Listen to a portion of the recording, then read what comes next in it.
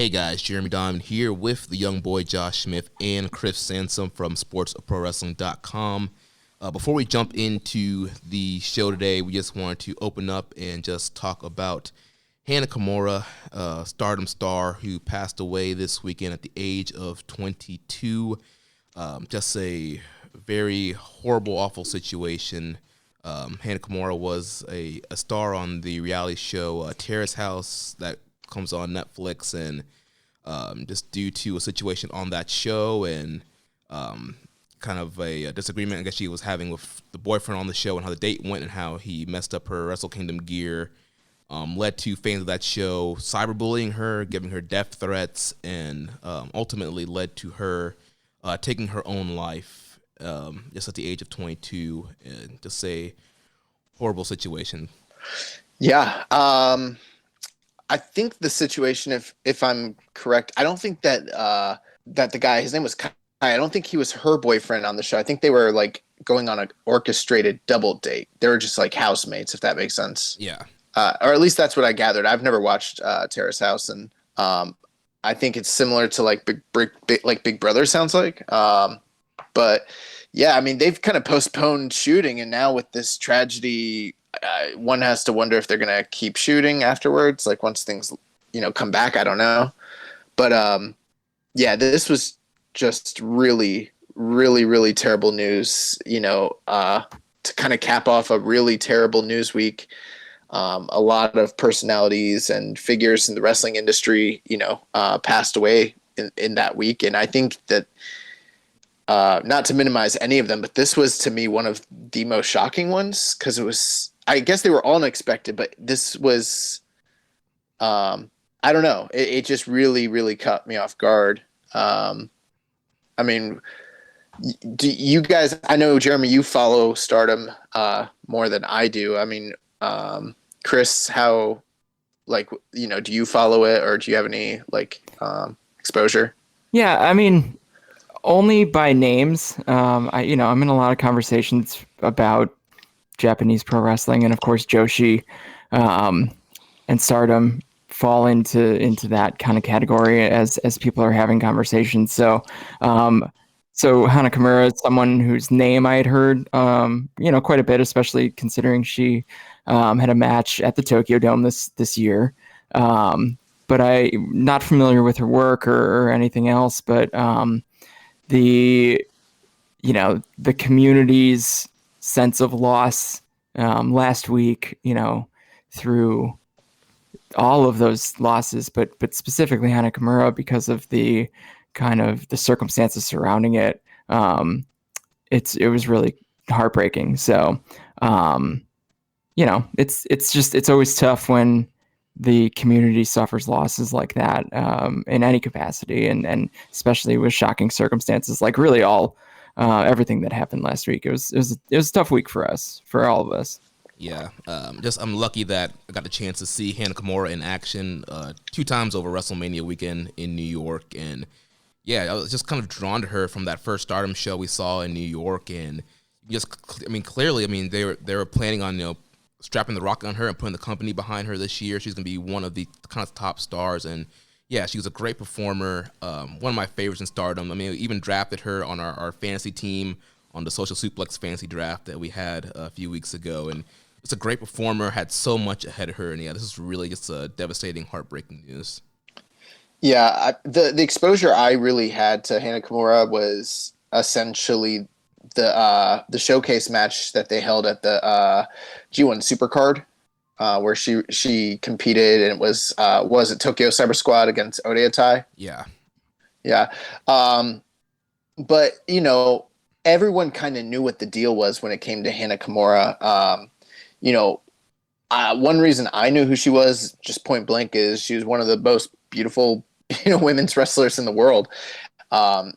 And she's very charismatic, very striking. And, with the acquisition of, Bushiroad of Stardom and everything of that nature, the reports, and the talk was that she was one of the people that they're going to be building the promotion around. And most people that were kind of in the know thought eventually, she was going to be a big enough star to come stateside and, wrestle for an AEW or a WWE or, some other promotion of that nature. So, really, really, really shocking. Just the sudden passing, because I don't think anyone really knew or expected something like this to take place. So, so suddenly.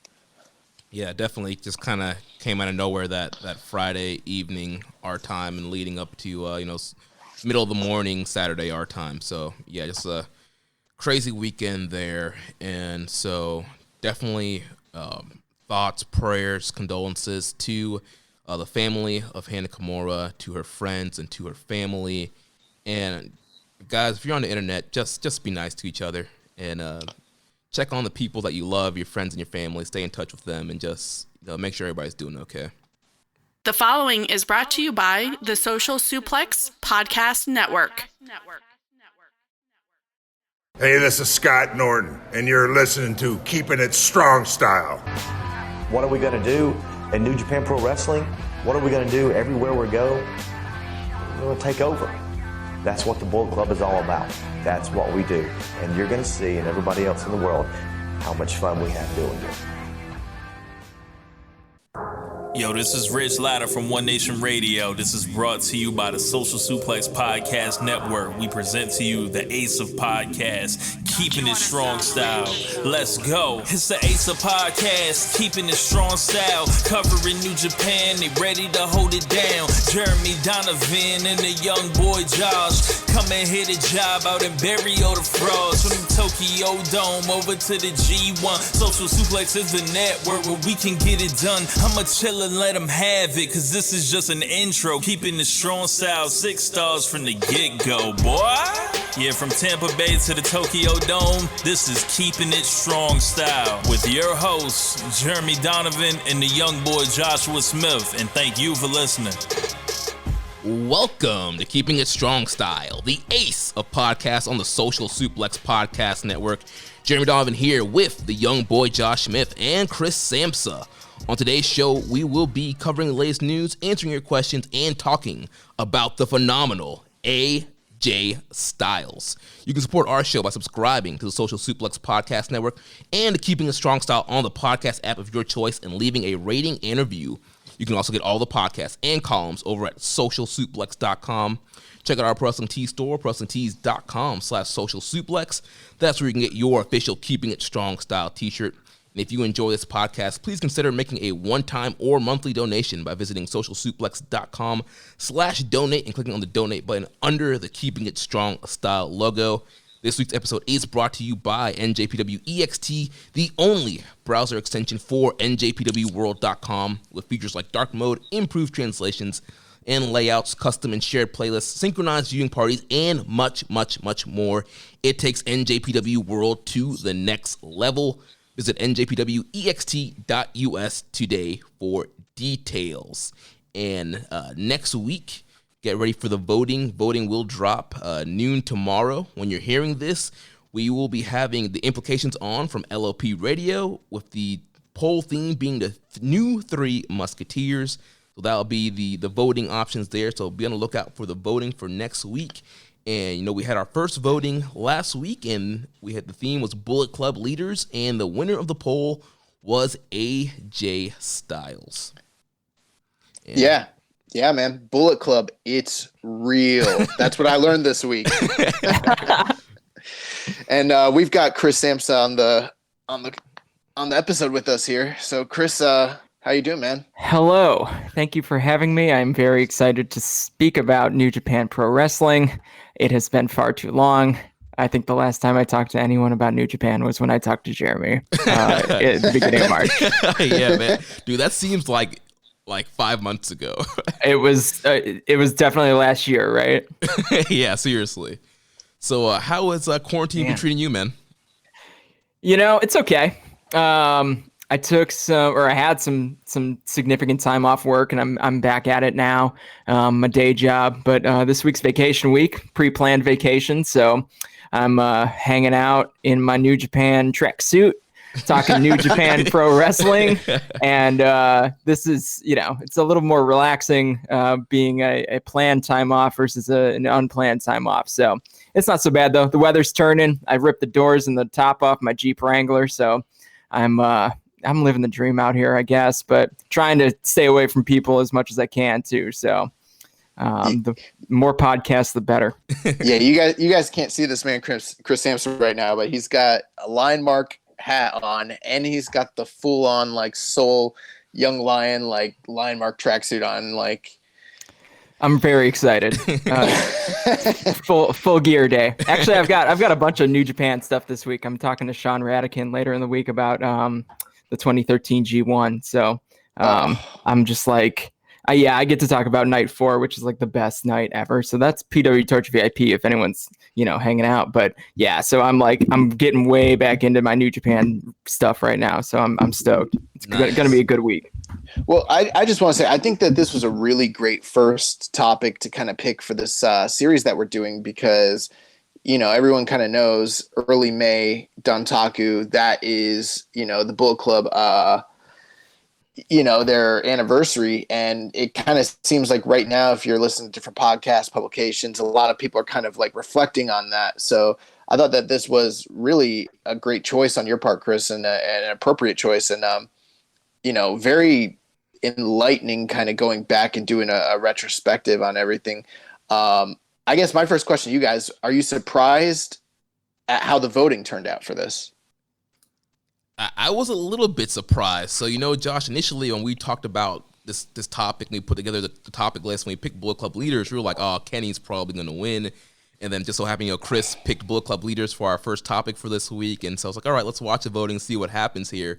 And I know both Josh and I, we kind of wanted AJ Styles to win, just because, well, I know for me, I haven't really seen I've seen some of his matches, but I didn't get, see his full run or kind of do a deep dive on his run there. Obviously, doing the show for 2.5 years now, we've kind of covered a lot of Kenny Omega's career. So that's why I was leaning towards AJ. But yeah, AJ overwhelmingly winning the poll there. Finn Balor, Prince Devitt a close second there.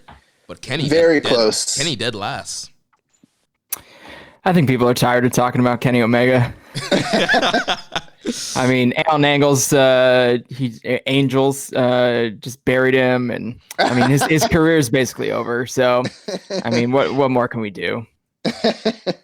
No, I was excited. AJ won. I mean, like when I started to get into New Japan, like AJ was one of the one guys that I was familiar with, that I knew had gone back, who had time in New Japan. So like he was one of the first guys I even like started to seek out his stuff. So, and I've got much more context around it now.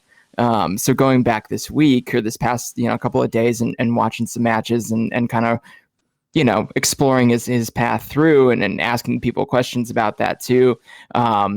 People who were like truly paying attention at the time.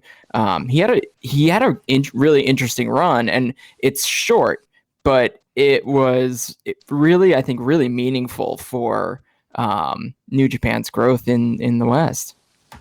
Yeah, I would definitely agree with that, and excited to talk about it here. Prince Devitt, like, just 1 or 2 votes away, so. My thinking here, I don't know. It's so interesting because I did think Kenny Omega was going to just sweep this thing. But I'm guessing that part of the reason, I think it could be a culmination of reasons why he finished dead last. I think maybe the recency of his run.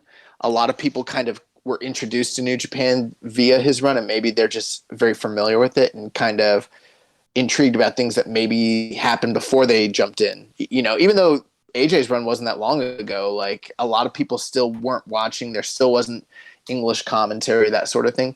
And then could there also be some animosity from like some of the diehard Puro fans because of the way that, All Elite took off and the way he left? Because it sort of feels like that maybe it's a combination of those two things. I think some of that too. And also, I mean, if you're a listener of this show, if you've been listening from the beginning, like I said earlier, I mean, you've heard us talk about Kenny Omega and cover Kenny Omega's run, because we started this show in November 2017. So when he's really, getting in that heavyweight title picture and those matches with Okadas, we kind of covered all of that already. So if you listen to the show, you've kind of heard our takes and our opinions on, Kenny's run as a heavyweight, at least in New Japan. And so I think probably a lot of our listeners were kind of curious on AJ Styles and Fergal Devitt. Yeah. So here, yeah, and kind of like you're saying, Chris, for me, AJ was also kind of the key that kind of got me into New Japan when I saw that Wrestle Kingdom 9 pay-per-view that, Jeff Jarrett was promoting with Global Force, and AJ was one of the guys that they were pushing. I was like, oh, because, I kind of dropped off of TNA, somewhere during that Hogan era. And so AJ was always one of my favorites through that, and, he's working Ring of Honor. So when I saw AJ being promoted, I was like, oh, okay, he finally left TNA. He's doing something a little different now. Let's check this out. I think the thing that I'd like to know about is, Chris, you mentioned meaningful. As we get into this, I mean, what was so meaningful about it to you? Because I know early on with the run, some people kind of questioned the business decisions that they made to kind of push AJ, but in hindsight, it seemed to actually be the right kind of decisions for the viability of the company. Yeah, I mean, I think the beginning of his run, and maybe this is a good segue into the Dontaku match or that kind of time frame, but the beginning of the run, a lot of people had thought that AJ was done, or at least didn't have that like top star, top guy energy anymore. And that was out here in the US, people who had seen him through the Ring of Honor run and TNA, et cetera. But, he came in on a hot angle, like, so it was written well. And then by the summer, by the time he had his G1 run in 2014, people were bought in as AJ as a a top guy and the leader of Bullet Club and all that. So, and then with that, I think it opened some eyes, and he had some great matches that were kind of vintage AJ. That he had kind of lost his way, and he kind of went to Japan, New Japan, and found his way back onto the radar of being a top guy. So, but I think that was a really pivotal time for New Japan. I mean, 2014, 2015, like, you hear a lot of people talk about how that was the time, or Wrestle Kingdom 9 was that first Wrestle Kingdom that they watched, and it was good to have some American guys come in and be the bad guys, and they were identifiable. So I think it turned out to be a great business decision. And then they've kind of just kept rolling with that type of business decision, through the Bullet Club. Yeah, so to kind of start talking about his, run and debut, we did have a question here from Twitter follower at Scott Rannis Flyers. He said he's never heard the story of how he was brought in. Did anyone dirt sheets know he was coming? How did NJPW time it so perfectly with Devitt leaving? Was the first War of the Worlds tour in place before he brought in? So what I do know, so, his TNA contract was coming up to an end, and it was one of those situations. He said that he was offered a contract that was 60% like less than what he was making on the previous deal. So obviously he was not re-signing that, wanted to kind of take, bet on himself and kind of go elsewhere. And there was a lot of rumors, I remember at the time, with a lot of websites saying that, WWE had no interest in AJ Styles. Right. And so obviously he was doing indies. He eventually signed another contract with Ring of Honor. And then he signed a contract with New Japan. So it would be the first time since 2008, when TNA and New Japan had a partnership, that AJ Styles would be coming into New Japan. And it was reported that Styles would be returning to New Japan and sign a contract with them. And like you were talking about, Chris, he came in on April 6th at the Invasion Attack show. He attacked the IWGP champ, Kazuchika Okada. After his match, laid him out with a Styles Clash, and he challenged Okada for a title match and ripped the jacket off and reveals that he is the newest member of Bullet Club. Yeah, and I remember just before he left, they were actually running an angle in TNA very similar. It was almost basically literally a ripoff of the Summer of Punk storyline. Right, yeah. His contract was up. He was cutting shoot promos on Dixie Carter. He took the title and defended it like in Wrestle One and some other places. And then they couldn't come to terms. He came back and dropped the belt to Nick Aldis or Magnus. And it was kind of like people weren't really sure about AJ because he was so associated with a failing brand in TNA at the time that even though he was fantastic and even though, you know, he had done so much for that company, and I think to this day is still arguably the greatest wrestler they ever had, you know, there was no interest in him from you know, the major players, especially WWE. I think they might have even offered him like an NXT contract at the time that was pretty meager and wasn't much better than what he was offered from TNA. But when he came to New Japan, the interesting thing there is like March 27th, he's announced, you know, or the reports start coming out. April 6th, he shows up, and that's literally right at the tail end of Fergal Devitt's run with the company. So like all the pieces kind of were like falling right into place. Yeah, it's like kind of just like coincidence. It's either coincidence or New Japan knew they needed someone to replace Devitt and they paid up. True. Right? I mean, like they were like, oh, here's this guy, and you know, maybe they would have made a different offer if Devitt was still going to be there. So I mean, sometimes, you know, timing works both ways. But wait, am I here? So you say that AJ Styles is the best wrestler that TNA ever had? Yeah. Are you forgetting the fabulous run of Kazuchika Okada? Wait. Are we forgetting the X Division run of Hiroshi Tanahashi? But yeah, you know, TNA definitely had that kind of that stank to it. And even guys who would leave TNA and go to WWE wouldn't really have success. You look at guys like Frankie Kazarian, Lance Archer, the alpha male Monty Brown. A lot of their top guys would eventually go to WWE, and it just would not work out for whatever reason. So even if AJ would have went to WWE right after TNA, it might not have worked out the same way it did when he came in WWE 2016. Possibly, but maybe, you know, they have a long track record of mishandling top talent, but I also still believe AJ is like a once in a lifetime, like cream rises to the top sort of athlete that I think he still would have got over no matter where, because he just has a history of that. Like he literally got over everywhere he ever went his entire career. But that's a great point, Jeremy. I mean, who knows what could have possibly happened, or maybe he wouldn't have had the same level of success that he ended up having in the run, you know, post New Japan. So, I mean, he comes into the company. What are your guys' takes on like the angle with him and, you know, Okada, and how everything happened with this, you know, first match that we're going to review here from Dontaku? I mean, as far as I can tell, people in Japan weren't that familiar with who he was, and like why is this guy coming in and you know, getting an immediate shot at the top title in the country, top title in the promotion. And then the angle was, I mean, it was hot in the way that like you're throwing someone into the fire and you're giving them, you know, you're strapping the rocket to them, but it was also kind of cold in the way that like no one in the building knew who he was. Or they were at least largely unfamiliar. So like the crowd at Dontaku, first of all, that was a really long show. I decided I was going to watch the whole thing, and I shouldn't have done that. But I mean, I don't have a lot going on right now, so I watched the whole show. And it was long, and by the end of it, I was like, oh, okay. All right, we're doing a championship match. So I can imagine sitting in the building too. But the reason that you did that is so that you could have this one like 10-second take to add so much value to this show right now. Yep. Just, you know, it was worth it, I guess. So much insight. Yep.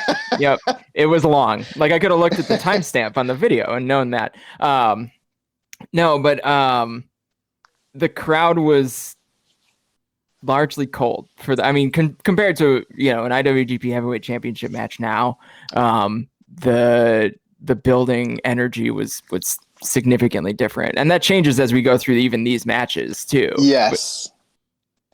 The angle that they ran when AJ like initially made his entrance, like you listen to it and there's little to no reception, and I was a little surprised because AJ did appear in New Japan on several occasions in the past. And so I was kind of thinking, I was like, I'm sure they know him. But then you think like, well, 5-6 years have passed. The company has had ebbs and flows. I'm sure the audience has changed. They're not really referencing TNA. maybe they don't know who AJ Styles is at that point, you know? Right, and different look. He doesn't have the short spiked up hair. He's not wearing the shorts anymore. He's got the long tights. He's got the soccer mom haircut, the beard. Watch yourself, sir. That's a great haircut. And he went 6 years without even appearing there, and 2008 was his last appearance. So with TNA, so that's a pretty long time, and that's a full cycle of wrestling fandom, if you ask me. Yeah. Now I don't know what they did in the interim between this initial match and that initial angle.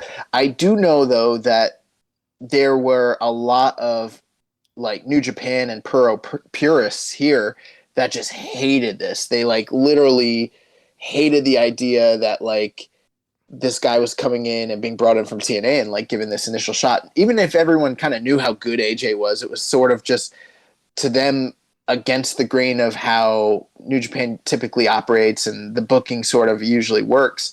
And I have to wonder how many people actually thought he might, upset Okada in his first match and actually win the IWGP title, which is so rare. I mean, literally. Yeah. Yeah, I wasn't able to look back at everything, but I gotta imagine AJ had the fewest New Japan matches before winning the IWGP Heavyweight. I mean, like, he came in and his first match he won it, and like, I asked some of the Voices of Wrestling guys like, what was the vibe around then, and one of the guys said that he thought that he was going to be brought in as a junior heavyweight just because of his reputation in the X division.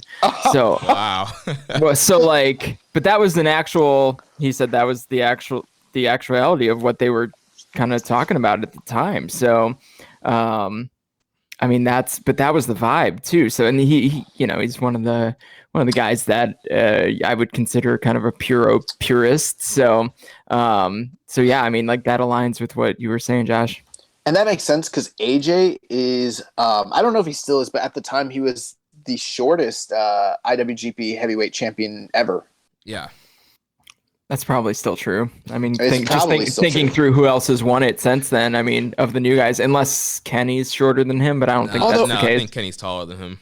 Yeah. I wonder if they lie about Ricky Choshu's height and if he's not shorter than.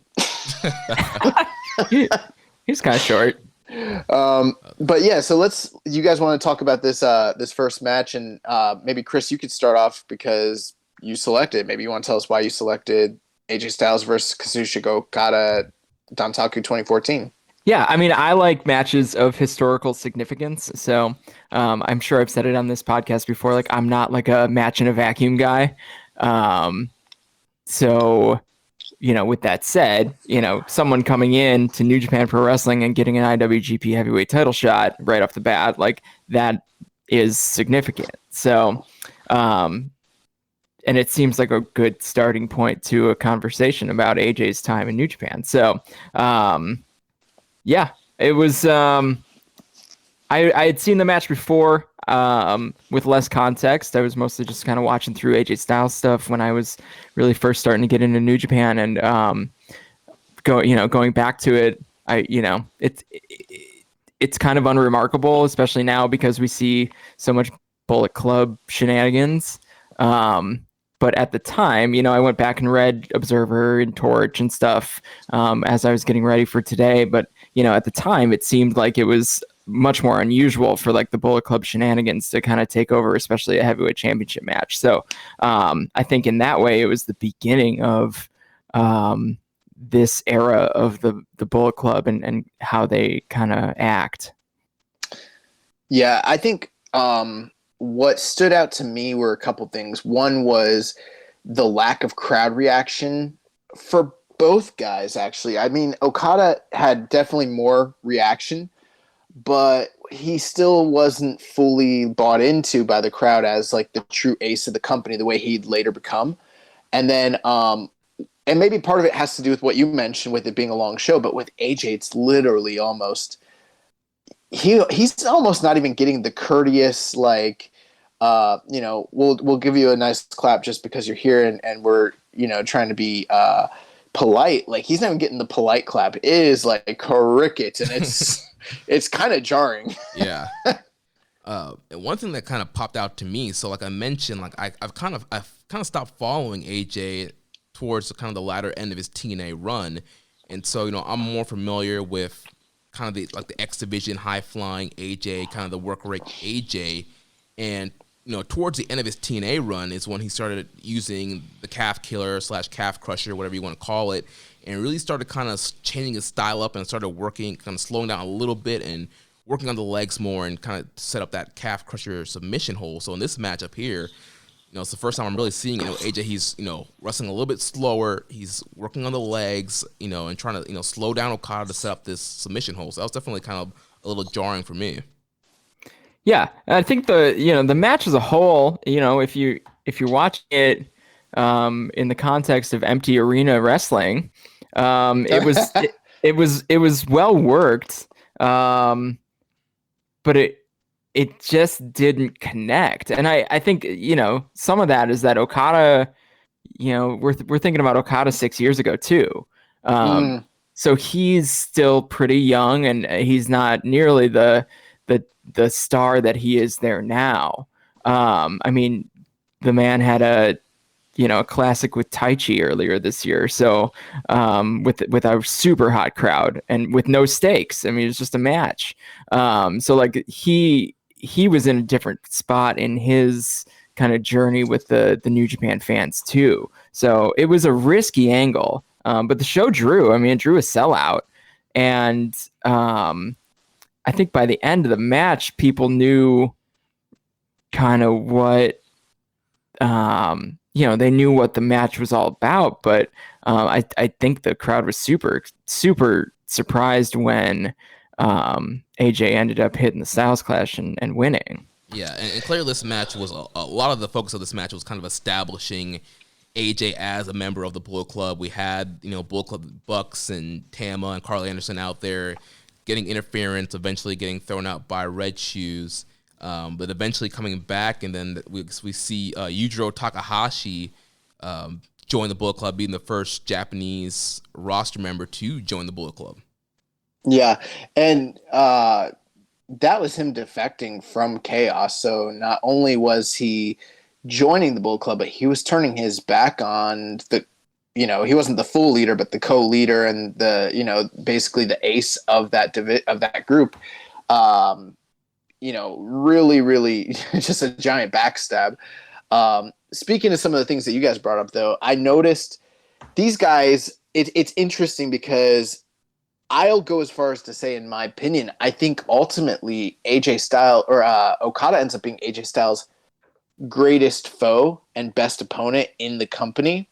But it took a while for them to develop the kind of classic matches that they'd have, like the one that they'd have at, say, Dominion the next year. They had a series of matches, and you can kind of see how they really hadn't worked that out yet here in this first match. And although it's a really good match, it's not a really great match. And so there's a lot of like timing issues, some miscues, just kind of like what Chris said. Some things just didn't connect.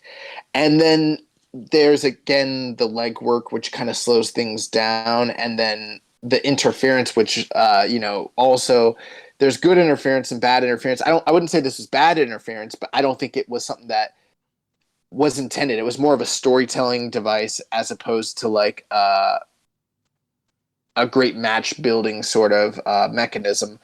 So the match is interesting because, like what Chris mentioned, it's a historical match. You kind of want to see where the start of AJ Styles' like career in New Japan started, and his first title win, and the beginning here. But it's also not like his most heralded match by any means whatsoever.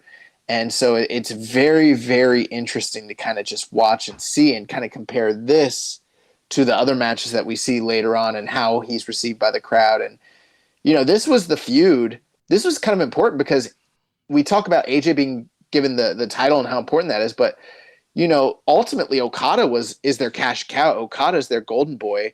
And after the Tanahashi feud, this is kind of capped in between his big Tanahashi matches. For like 2 years, this is his biggest foe aside from Tanahashi. They put that much trust in AJ Styles that they like trusted him to establish a 2-year feud with their ace, or their budding ace. Like, that's kind of crazy. Yeah, and in those 2 years, AJ and Okada had 5 singles matches. So, I mean, that's got to be meaningful for the growth of Okada too.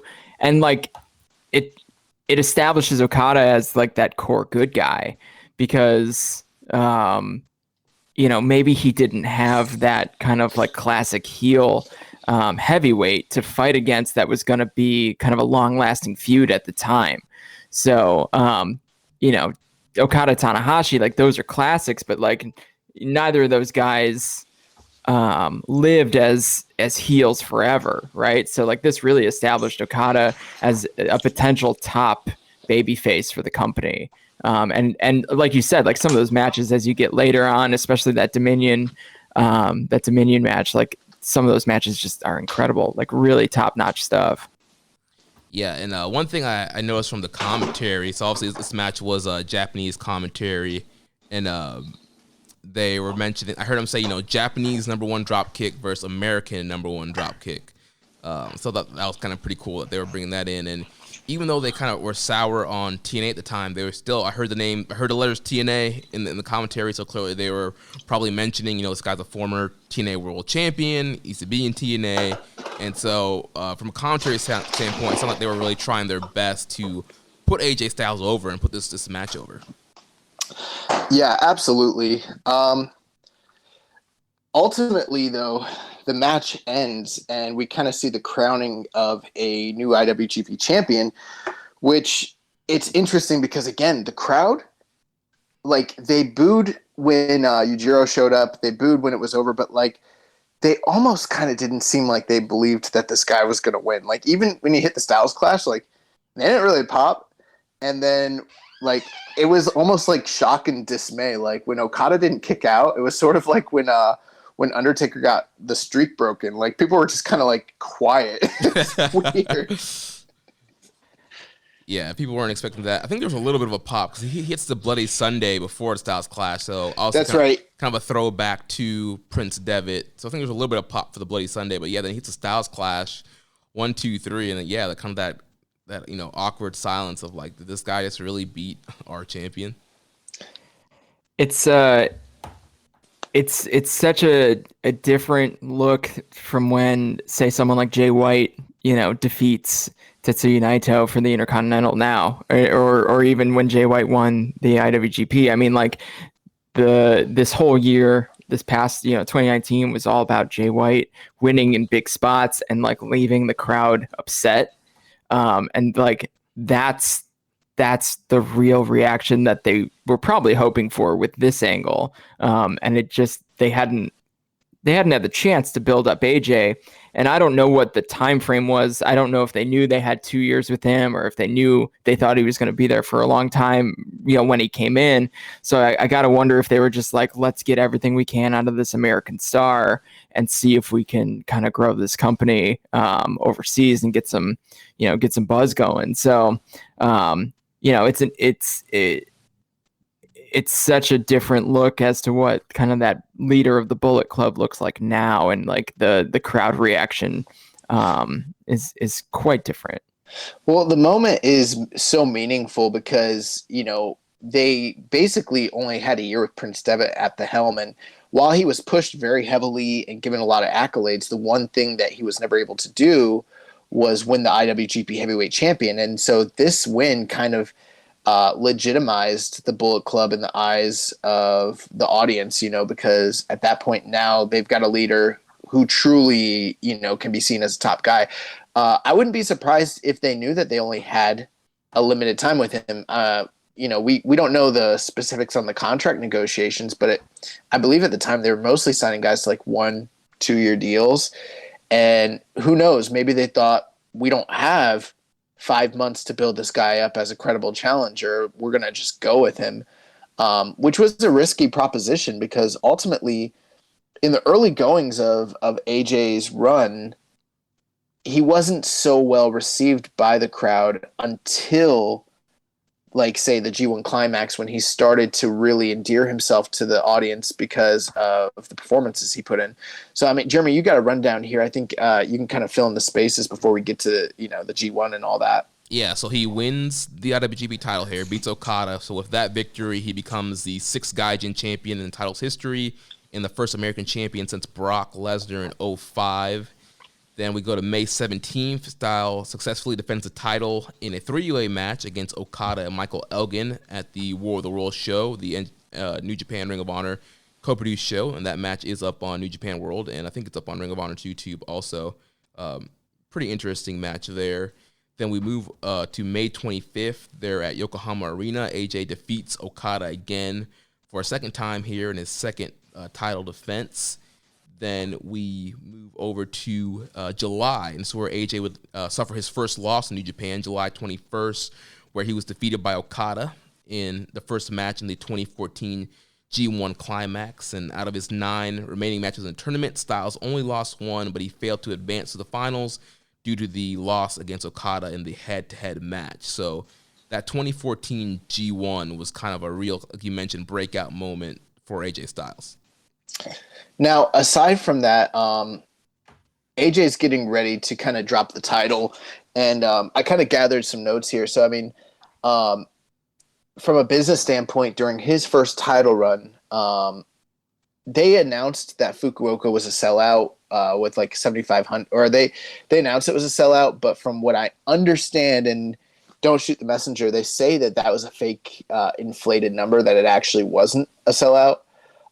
Yokohama Arena, they booked that, and it holds 15 to 1,700, and they announced it as 7,800. It apparently did less than that. They booked the Cebu Dome, which holds over 30,000. They announced it did 18, and they did less than that. And then with Sumo Hall, it holds 11,000. They announced it did 91, and again, they did less than that. So, like, at the time, it was pretty well known that New Japan was doing what was inflating their numbers, which was a pretty common practice. It seems right now they're less prone to actually do that because they're actually selling the buildings out. But from a business standpoint, they were talking about like Kadani maybe even like losing his job because of how business was, running with AJ at the top of the company. So like, his first title run from like a commercial standpoint was seen as like a flop, but with that being the case, every single show during the G1, because of his performances, like you start to hear the crowd, you start to hear like an undertow. So like there was a building like, support for him and almost endearment because of the kind of performances they put in, including the Minoru Suzuki match, which ended up being the Wrestling Observer like match of the year. So like his first title run commercially, like, was pretty much not successful. But even with that being the case, the performances he put in ended up endearing him to the crowd to where by the time the second title run comes around, business is really like turned around quite a bit. So it's just real interesting because there are some people who can look at that and be like, they didn't draw well, he didn't do good. But then you look at like the groundwork that was laid for like, say, a Kenny Omega and the Young Bucks and the rest of the Bullet Club and what ended up happening, with bringing in Jericho and Mox and all that. Like none of that happens if they didn't take that gamble with AJ Styles. So it's very, very interesting, those numbers that he did during the first title run. I think it's interesting that things heated up business-wise when his kind of adversary becomes Hiroshi Tanahashi versus Okada at this time too, because Tanahashi was like that torch hadn't quite been passed to Okada just yet. It happens about a year after AJ has come in, or a little less than a year after AJ comes in. So, you build a little bit of a quick build program with Tanahashi, and all of a sudden AJ is he's the hot commodity, and business is getting hot. So, I think the context of AJ coming in and challenging Okada, who, the crowd wasn't necessarily fully behind yet, and then he transitions over to Tanahashi. I mean, that's two big programs right off the bat for this guy, both with the heavyweight title involved. And from there, they've got they've got a star on their hands. Yeah, and I think well, I know for a fact. So they had 2 matches previous to this run. They had one in TNA that Tanahashi or that AJ Styles had won, and then they had a match in Japan like a year or 2 later in like 06 or 08, something like that, where Tanahashi beat AJ Styles. So they're like 1-1 in the series. And then on the last night of the G1, so the G1 finals, both men are out of the tournament. I believe Hiroshi Tanahashi beats AJ Styles to set up their King of Pro Wrestling match. Yes, that's exactly what happened. So, and every Tanahashi AJ match, and we're going to talk about one, in particular in a little bit later, but every Tanahashi AJ match after AJ is actually on the New Japan roster is like just a banger. Yeah, I love AJ and Tanahashi's chemistry, and yeah, these guys just had some excellent matches together. And so that takes us to October 13th, 2014, King of Pro Wrestling. AJ would lose the IWGP title to Tanahashi in his 3rd defense there. And it was just a great matchup. And, like you mentioned, Josh, business is bad. So go back to the guy that's still the ace, Tanahashi. Let's put the strap on him. Let's try and get business back up and go forward from there. Yeah, I also think Okada winning the G1 and them planning to run Tokyo Dome with those 2 guys also had a part to do in that, but absolutely. But controversy is what comes next when it comes to AJ Styles, and Jeremy, tell us about that. Yeah, so then we move on to January 4th, 2015, Wrestle Kingdom 9 in the Tokyo Dome. AJ Styles defeats the Stardust Genius Tetsuya Naito. And I'll see. I was talking about when he broke Yoshitatsu's neck. Yeah, you skipped that one. Yeah. Well, so I think that's actually kind of important to talk about, because AJ's run in New Japan was peak. It was kind of the peak time when people were asking about whether the Styles Clash should be like a legal maneuver, just like in pro wrestling. And there's just so much conversation about that. So, do you guys remember that? Do you I do you have remember. Thoughts about that? Yeah, so Yoshitatsu, he was kind of doing the the Bullet Club Hunter gimmick, and he stopped Jeff Jarrett from interfering in the King of Pro Wrestling match, which allowed Tanahashi to win. And so it was kind of his like life goal, his character's goal to kind of go after the Bullet Club. And I do remember him breaking Yoshitatsu's neck and just kind of the heat that came from that. And I remember all discussions, is the Styles Clash dangerous? Is it not? And I'm like, man, I've seen AJ hit this Styles Clash for so many years now without injuring anybody. Like, I don't think it's dangerous. He just did break Yoshitatsu's neck. If it's safe enough for Michelle McCool, it's safe enough for AJ Styles. He did have like 3 or 4 like really risky like botches of that, and it's usually not on AJ, to be honest. I mean, all AJ does is fall forward, but it's such a counterintuitive move to take because you actually move your neck back versus tucking your chin. So I think it was people saw 3 or 4 kind of scary moments, whether it was truly like he truly injured Yoshitatsu, but from there, couple of awkward moments with Kojima and Lionheart and somebody else. Someone in Ring of Honor took it bad. It was Roddy. Oh, that's right. Yeah, Roddy. Yeah. So like there was a lot of people not taking this move right. So it turns out that it was kind of distracting to the finish of his match, because in Japan, like this move is now, after Yoshitatsu's neck's broken, this move is now like protected like the one-winged angel, where like you get hit with the Styles Clash and you're done. So I don't think anyone ever kicked out of it in Japan. Yeah, definitely. Yeah, absolutely. Protected move. Really made AJ look strong there. So yeah, we kind of get the seeds planted there with that, Yoshitatsu AJ feud, and Yoshitatsu would kind of go on to kind of be a thorn in the Bullet Club's side in the remaining of his run in New Japan.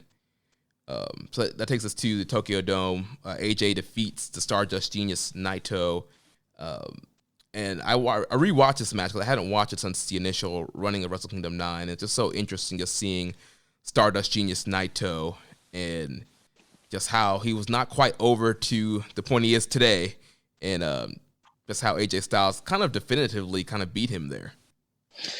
Yeah, that's a kind of an underrated match. I think it obviously, given its slotting in on the card, it wasn't intended to necessarily be like a top showcase necessarily, because it's sort of like in the middle of the undercard. But at the same time, it's a really good match, but it's almost a vehicle to put AJ over and kind of like reestablish him, because he gets, I don't know, 70% of the offense, it feels like, and he wins so cleanly with that's the one where he wins with the super Styles Clash off the second rope, right? Yeah. Yep. Yeah, so but that's kind of like what reestablished him going into 2015, and sort of was like what the genesis of like Naito going ingobernable. Yeah. So yeah, the next day, New Year's Dash, this is where AJ would kind of get back into the IWGP Heavyweight title picture. He pins Tanahashi in an 8-man tag, setting up a title match with them at the New Beginning in Osaka. And on February 11th, AJ would defeat Tanahashi to win the IWGP title again and start his second reign. And then he would have his first defense lined up at April 5th at Evasion Attack against the New Japan Cup winner, Kota Ibushi. And so this was the match that I selected for us to review, AJ Styles versus Kota Ibushi from Evasion Attack 2015. So what do you guys think about this matchup? You know, I'm a big Kota Ibushi guy. This was his first IWGP Heavyweight Championship opportunity, and the match is good. It's a lot of Kota's kind of signature stuff, with AJ versus with people we had seen it before. So it's kind of similarly to the Okada match. Like, I enjoyed it. I think it was well worked. I think AJ was really in his groove here. But I prefer Ibushi now, where like you get a little bit of that murder Ibushi coming through. And he didn't have that fire, right? But he had just put through a really nice run through the New Japan Cup. And he was someone that clearly New Japan wanted to invest in, Ibushi, that is. And with that said, it was a well worked match. It was very fun to watch. I just like the fan in me just wanted Ibushi to just like take the reins and go, even though I knew what the outcome was, right? But man, I wanted a little more out of Kota, and I think AJ could have been like really a top notch, and honestly, if they went and did the match now, those two guys get in the ring now and go after it, I think it would be like a 5-star classic, right? So I think Kota was just not quite in that like main event level at the time. Yeah. Yeah, go ahead, Jeremy. I was gonna say, you can clearly see, we talked about this last week when we were talking about Will Ospreay and his run in the Best of Super Juniors, and you can see the growth from the Taguchi match to the Shingo match. Well, I think the same thing here of Kota Ibushi. Kota Ibushi is still an excellent pro wrestler here, still a freaky athlete and doing a lot of really cool stuff.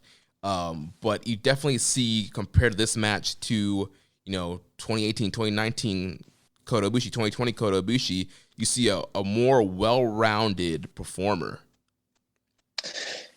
Yeah, I think the pacing here was just a little questionable. It's by no means a bad match. It's actually, if you go online, Dave Meltzer gave it 4 3/4. It's like one of the highest rated AJ matches of all time. But I think it's one that on rewatch 5 years later, it doesn't quite hold up to the expectations that I had for it. And if Jeremy hadn't picked this, I was actually going to pick this just because Kota Ibushi was like the next really great challenger from AJ's run that wasn't, Tanahashi or Okada. So, and also the historical aspects here with Kenny Omega being the second on the outside. So like this was almost the one that I picked. But you kind of what you kind of mentioned there, Chris, is Ibushi hasn't quite worked up to this level.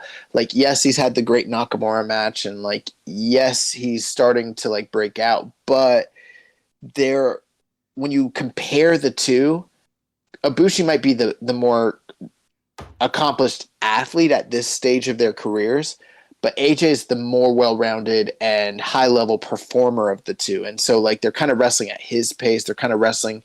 He's like dictating everything, and he kind of gets most of the offense in the match.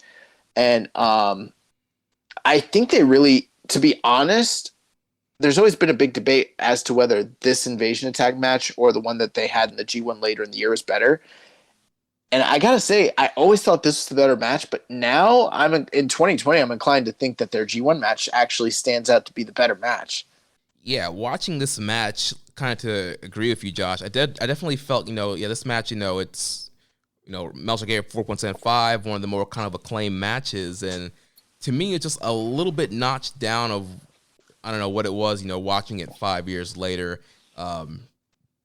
I mean, it's still an excellent matchup, but I just think compared to what we've seen the last couple of years, it doesn't quite hold up to the same level.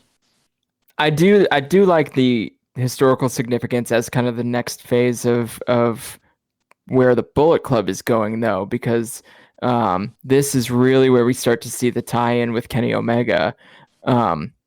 Obviously, his history with Kota, and kind of a little bit of dissension, right? A little bit of that, how is he really supposed to feel about this as AJ gets the win. So it is that kind of long-term storytelling that New Japan is very good at capitalizing on. So, you see a little bit of Kenny Omega having second thoughts about who, his excitement for his Bullet Club leader winning the match. So it does kind of, transition the storyline forward too. Yeah. Yeah. And go ahead, Josh. I was going to say, you also see something unique here in that a lot of AJ Styles' early big matches, especially title matches, he's got the full Bullet Club with him. He's got all the goons and everything. And then in this match, it's just him and Kenny. And then by the time we get to the next match that we're going to review, which is towards the latter end of his run, there's nobody with him. So you kind of see like that what you mentioned there, Chris, kind of just the where the Bullet Club would be going. Because I think, with Kenny's leadership, he kind of took some of those cues from AJ in that sense as well. Yeah.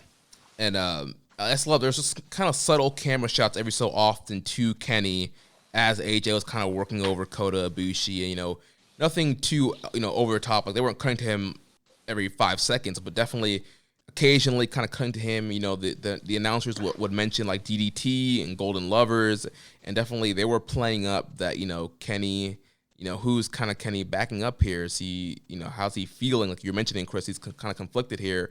His, best friend, his Golden Lover tag team partner is facing his faction leader here in a very important matchup. And, overall, like, one thing I did love about this match was just a lot of great counters between these guys. Just a lot of great innovative counters. And obviously probably the best one is the one that comes at the finish where, Kenny distracts Ibushi on the top turnbuckle, and he still goes for the Phoenix Splash, and then AJ catches him into the Styles Clash. I love a good catch into the Styles Clash. Like it's like an RKO. It's a Styles Clash out of nowhere. Yeah, it was beautiful.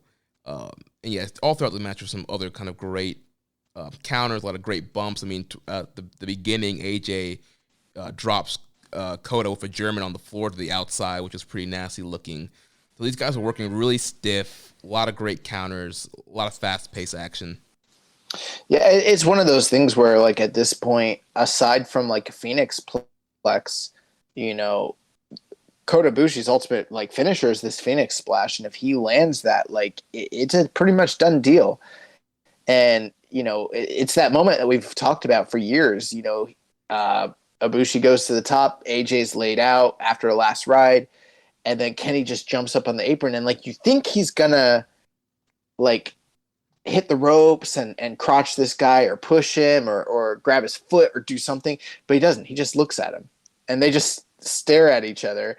And then Kenny backs off, and like that one moment of hesitation, like just that look, that stare, that glance is enough to cost Ibushi everything. And it's like even though like I don't think the match holds up to the lofty levels that we thought it did back then, it's still really great. But this moment's like an all-time moment for storytelling in New Japan. Yeah, it's definitely part of the thread of where we've ended up even today. And it was the beginning of New Japan really recognizing and using the Kenny and Kota Ibushi history and like just leveraging it because they had them both. So, and then they stretched that out for 4 years as a great all-time classic pro wrestling story. Yeah. Yep. So, any final thoughts here on this Ibushi AJ match? I think the match is awesome. Yeah, I think it's really good. I would love to see them go back at it again. I don't know. I don't think we're going to get that opportunity. But I think that they. You don't think AJ's washed? I think you put AJ in the ring with Kota Ibushi right now, and he's gonna have a better match than he had with the Undertaker. You know what the funny thing is? Kota Ibushi. That was a 5-star classic, sir. Kota Ibushi would probably want to have a great boneyard match with AJ. Yeah. That's actually what we're gonna get now that I've put it out in the universe. I don't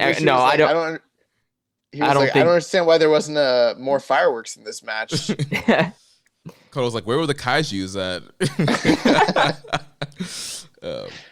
So yeah, overall great matchup here. If you have not seen this match, definitely check us out this week from Major Attack. So AJ wins here, kind of moving on. He has a 5-month title reign, and it would end with his second defense on July 5th at Dominion, where he faces Kazuchika Okada in Osaka Joe Hall. So Okada beats him, gets the title back, and then from there we go into AJ's second G1. So from July 20th to August 14th, AJ's in the 2015 G1.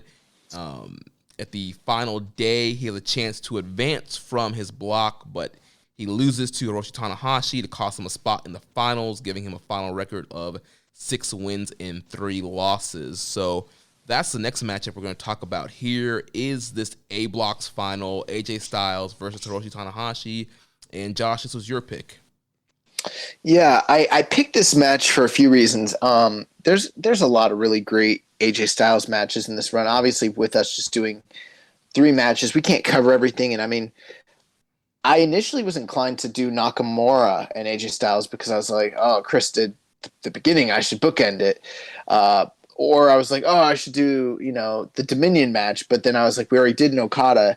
But then I remembered, like, aside from Okada, like his most storied rival in New Japan during this run was Tanahashi, and their final match, which in my opinion is their best match, was this G1 Climax 25 A Block final. And while it got a lot of praise, as often is the case, it kind of got overlooked, I would say, a little bit, just because the G1 is full of so many great matches in such a short amount of time. Sometimes matches just kind of go by the wayside with the way things happen, and this match was kind of preceded by a fantastic Nakamura-Okada match, and then that Tanahashi Nakamura final, which was like match of the year, like type level, kind of like made this a little bit forgotten. But this match just really, I think, is awesome. In fact, this past week they came out with a thing on New Japan. It was like they're doing that series, My Best Finishes. And I didn't even see that till today. I didn't even know that this was the case. But when they asked Tanahashi what his best match finish was, he was like the G1 final from G1 Climax 25 A Block against AJ Styles, which is like, what? And and he just talks about how awesome the finishing sequence between him and AJ is. And I mean, what did you guys think? Had you guys seen this? I mean, what were your thoughts? I love this match. I think that, Tanahashi is the perfect opponent for AJ. I think that they had a lot of respect for each other. They had a lot of history with each other, even just working with each other a couple times before AJ was part of the New Japan roster. I think that was really helpful to their chemistry. And, you know, also, like, I'm always going to have a little bit of an extra bias for G1 matches just because, like, it's a different kind of stakes, right? So it's not a title. It's not something you can ever go back and fix, right? Like, if you don't win these G1 matches in this year's G1, you're not going to win this tournament. And right. And so, like, I think that every match in the G1, you know, not to say that they're higher stakes than an IWGP match, but like, you add it all together and it's so heavy, right? So, like, and especially when you get to these kind of block final nights too, like, you know that there was a groundswell towards this match. And like, you know, to my knowledge, like, everyone really thought Tanahashi was going to win the block. There wasn't much question about it, but, you know, then you put AJ in there and they go 28 minutes and kind of tease a draw. And, you know, it's just, so it's like G1 matches and any of the tournament matches. So Best of Super Juniors tournament matches too, like any of the block tournament matches, like, I'm always gonna enjoy them a little bit more just because of how I look at and appreciate the effort that goes into those tournaments. So this was really fun to watch. I love all the counters. I love them trading finishers. You know, I love seeing Tanahashi do the Styles Clash and AJ do the high fly flow, like towards the end, or attempt to do the high fly flow at the end. It was just really fun to watch. This was the best match we watched for this show for sure. Definitely. I love this match. This was the first time I watched this AJ Tanahashi match. It was phenomenal. Pardon the pun there, but yeah. I want the full 5 on this match. I love just the storytelling with both of them attacking each other's knees. You know, AJ trying to set up the calf killer and Tanahashi trying to set up his cloverleaf and hitting the dragon screws, and the selling throughout the match, and Tanahashi hitting the high fly flow to the outside, and AJ barely getting back in at 19. That was great. And like you mentioned, Chris, the great counters and them doing each other's finishers was excellent there. And just the closing sequence between these guys. Yeah, everything about this match was just excellent. And personally, I think I like Tanahashi and AJ matches more than AJ and Okada, and I would say that Tanahashi was his best opponent in his run in New Japan. Well, it depends on what criteria you use. If you talk about cumulative, like, or not cumulative, but like average, like, quality of match, then yes, it's probably Tanahashi because every match they had was great. But if you want to talk about the peaks, I will say this. Just for fun, we're not reviewing it. I went back and watched that Dominion match. It's better than this. It actually is. Like, my girlfriend didn't think so. She loved this match. She actually watched these matches with me because she's a big AJ Styles fan, and she's pretty convinced this is the best one. But the Dominion match is just really, really extra special. Like, it is, which is unfortunate because they had another match in October, which is great, the King of Pro Wrestling match, but it doesn't live up to that Dominion match. But, you know, with this one here, you know, some of the things that we talked about earlier in this review project is, like, the way the crowd reacted to AJ. And it's like, it started off negligible. It's pretty, like, heavy, you know, with the match with Ibushi. But by the time this A-Block Finals comes around, I would say these are the loudest reactions he's getting, which is kind of shocking because it's the A block of the G1 final, and they didn't really sell it out. I mean, you can see a lot of the boxes are still visibly not full, but the crowd is, like, at a max, like, just voice capacity. Like, they're killing themselves to, like, put over both of these guys' performances. And yeah, AJ and Tanahashi, they tell a fantastic story. This is something that is great in a vacuum. It's great as part of their series. And my final thoughts on it are basically this. Is, like, one of the reasons I picked it is because after this is, like, really the last, like, I'm in the main event. I'm one of the big four guys. I'm being pushed as like a top guy sort of deal for him. Because had he won this, then he would have like definitely gone on and main evented like Wrestle Kingdom. And like, sure, he had the IC match with Nakamura. And it was a dream match. And he had a title match against, Okada, but everyone kind of knew what the handwriting was on the wall for AJ Styles at that point. This was kind of like the last hurrah for him in a certain sense. And not only that, it's the last match that him and Tanahashi are probably ever going to have against one another, which makes it very historically significant from that standpoint as well. Yeah, and as we talk about the crowd reactions, I did watch a couple of the other A block matches from this year with AJ. I watched the Shibata match and I watched the Kota Ibushi match, and you can see that in the beginning of the matches, the crowd's kind of behind Shibata, they're behind Ibushi, they're behind like the native New Japan guy. But as both of those matches go on, the crowds can't help themselves but to get behind AJ and cheer AJ throughout the match. Also, just because of how great he is in those matches. And we see that in this match as well. Obviously, the crowd's really behind Tanahashi, but they're also behind AJ, and you kind of get a split crowd throughout the match here. Dude, you picked like two of his best G125 matches. Yeah, those are, I mean, you picked the good ones for sure. You picked the good ones. Yeah. Though, I mean, everything I was reading is that like right before AJ started the 2014 G1, he was really excited to work with Tenzan. So I went and watched both of his matches against Tenzan in the G1s, and like you can tell they're good. He's a super motivated AJ, like he like for whatever reason, and like it's probably because that's when he started watching New Japan, is when Tenzan was towards the top of the card. But like such a weird thing to like look at a roster that has Tanahashi and Okada and whoever else on it, Nakamura for that matter, right? I mean, like so many, like that's Ibushi, Naito, like all these guys, and he's saying he wants to go work Tenzan, and like that's AJ, right? And that's AJ with his kind of historical significance too. So I went and watched those matches, and like it's cool to see someone who's just motivated to carry a match with someone who's probably past their prime. Bro, you know who else he worked super hard with and had a great match with was Togi Makabe. It's got to be Makabe. I'm looking at the list right now, and I was like, he's going to say Makabe. He worked so hard in the Tenzan and Makabe matches. It's like they're like some of the greatest carry jobs in New Japan history. Nobody's carrying Togi Makabe. Him and Makabe have like a great match. It's kind of funny. No bump Makabe.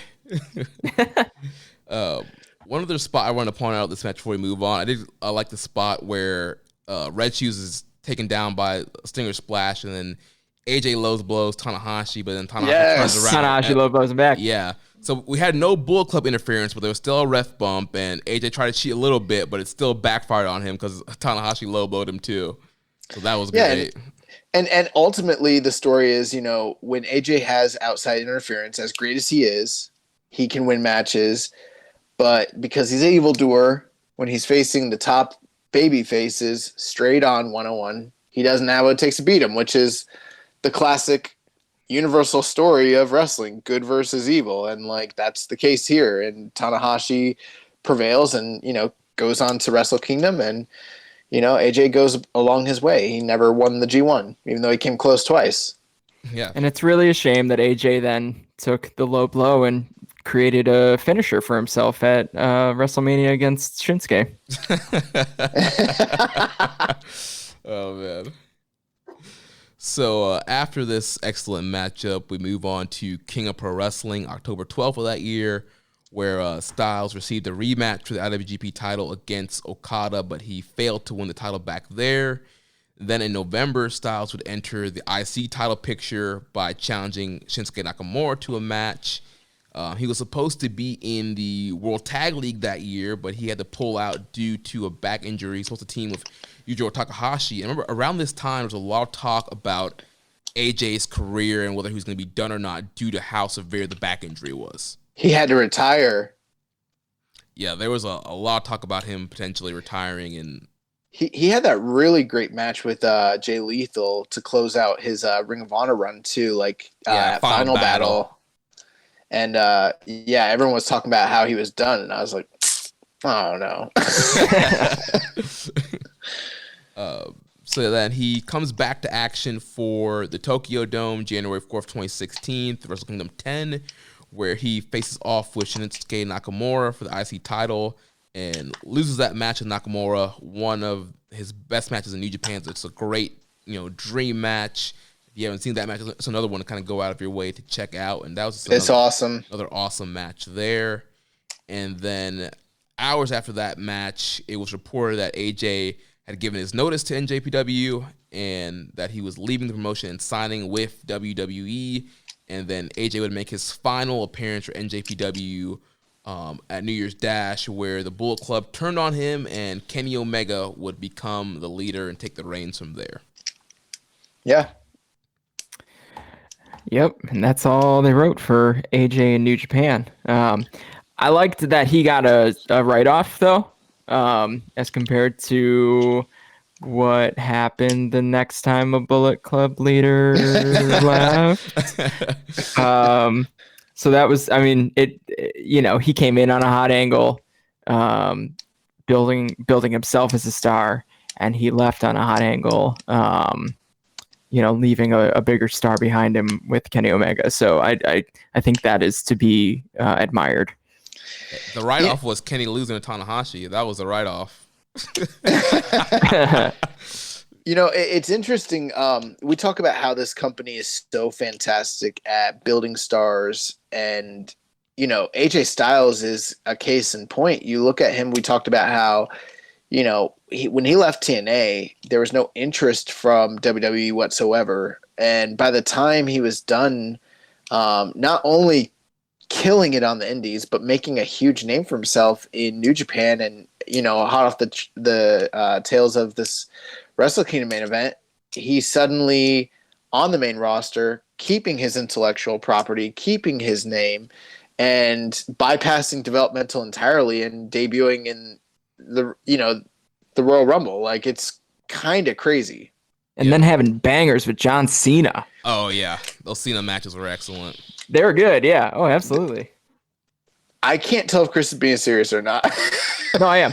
Okay. Like, I've got a weird soft spot for John Cena too. Like, I just kind of like him.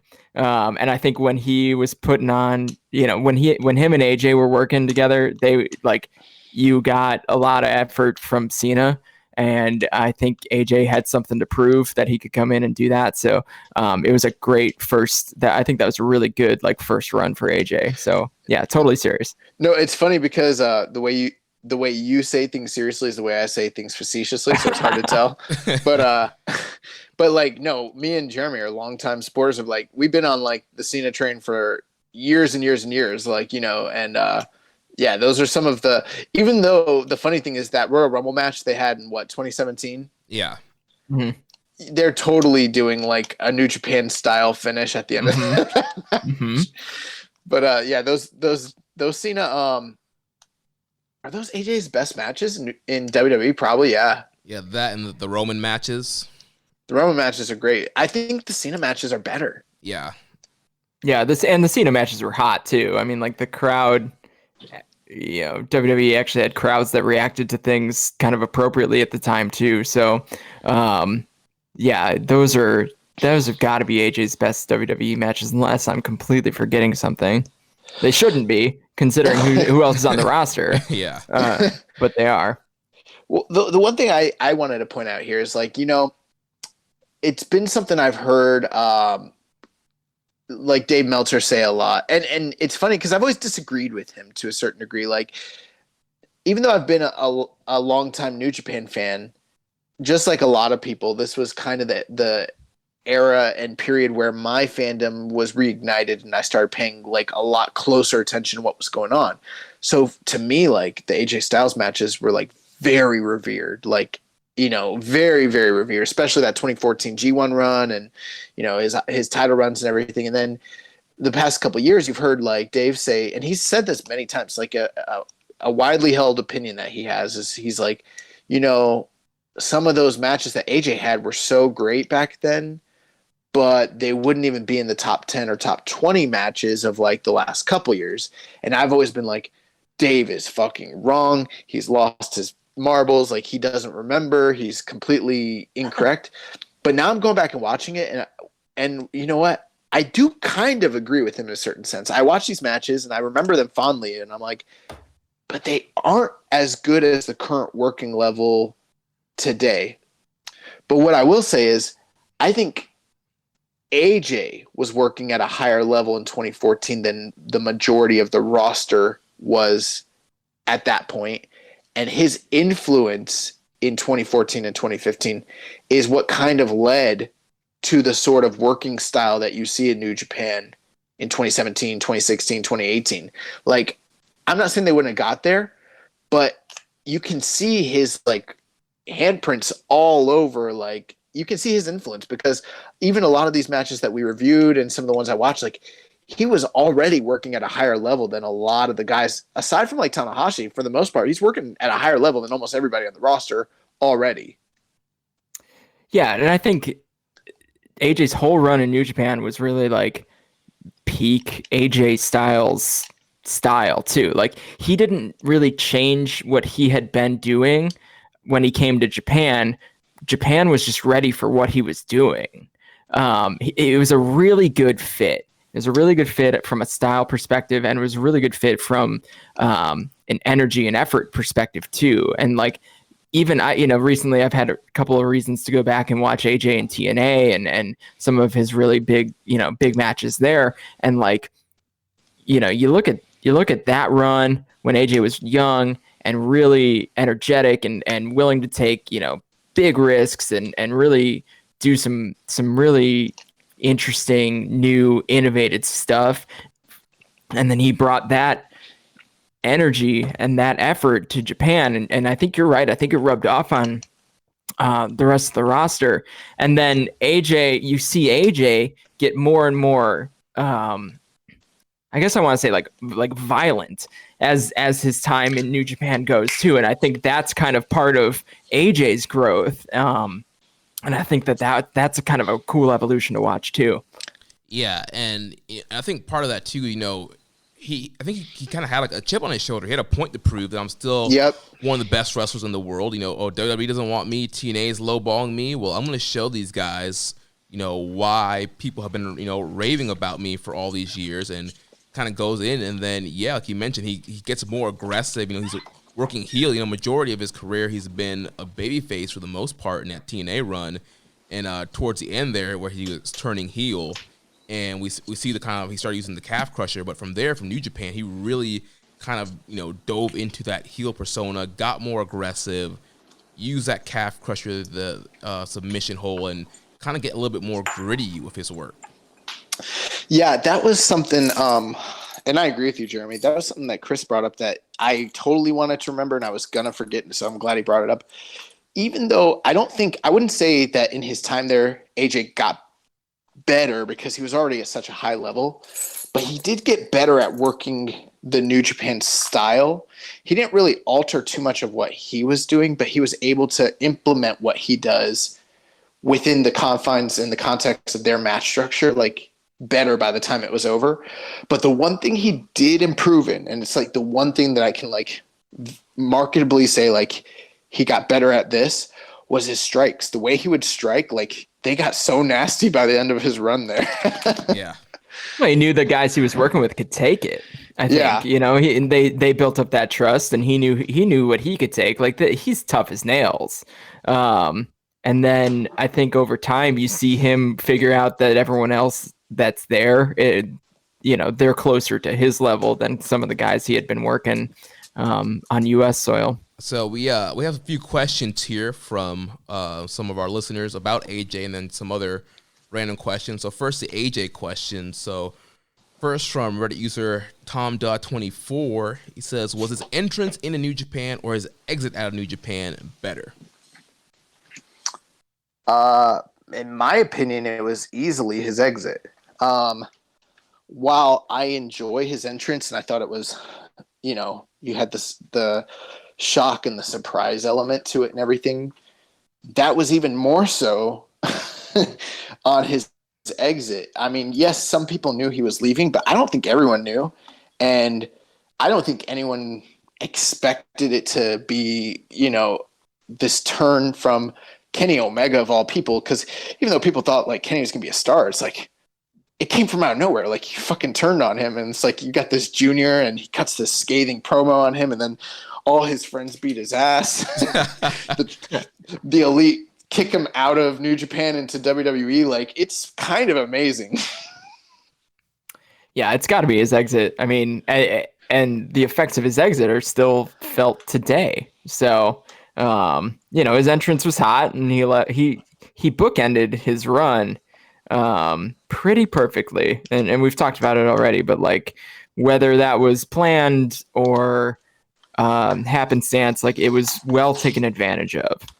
Yeah, I agree with you guys. The exit was definitely better. And yeah, that 2015 year, he just had a lot of great matches, and then just kind of building up to the Nakamura match. And like you mentioned, New Year's Dash, where he's, getting booted out of the Bullet Club and, being sent off to WWE. Like, all that was just great. And just, obviously that led to the ascent of Kenny Omega and the Bullet Club getting even more popular in the U.S. and leading to, the Western expansion of Bullet Club and New Japan. So, yeah, I think the exit of AJ Styles was definitely better than the entrance. Yeah. So, next question here from Reddit user Just a Little Bear 01 says, if Styles never signed with the WWE, do you think he would have been the first Gaijin to win a G1 instead of Kenny Omega? No. I think if he wasn't winning it in 14 or 15, even if he was still there, I don't think he was the guy. Yeah, it's hard to go back and play, what's it called? Armchair Booker or whatever, 2020's hindsight, all that sort of stuff. But I mean, look at all the people that they pushed and the programs that they pushed after he left. It's hard for me to imagine that they weren't going with Naito or Ibushi or, Okada and all that sort of stuff, like, or Omega. Like, it's really hard for me to think if it wasn't 2014 or 2015, it wasn't going to be his time. So yeah, I don't think he was going to be the first guy. Here's what I will say though. I think if he stays, Omega never becomes the first Gaijin winner. Most likely.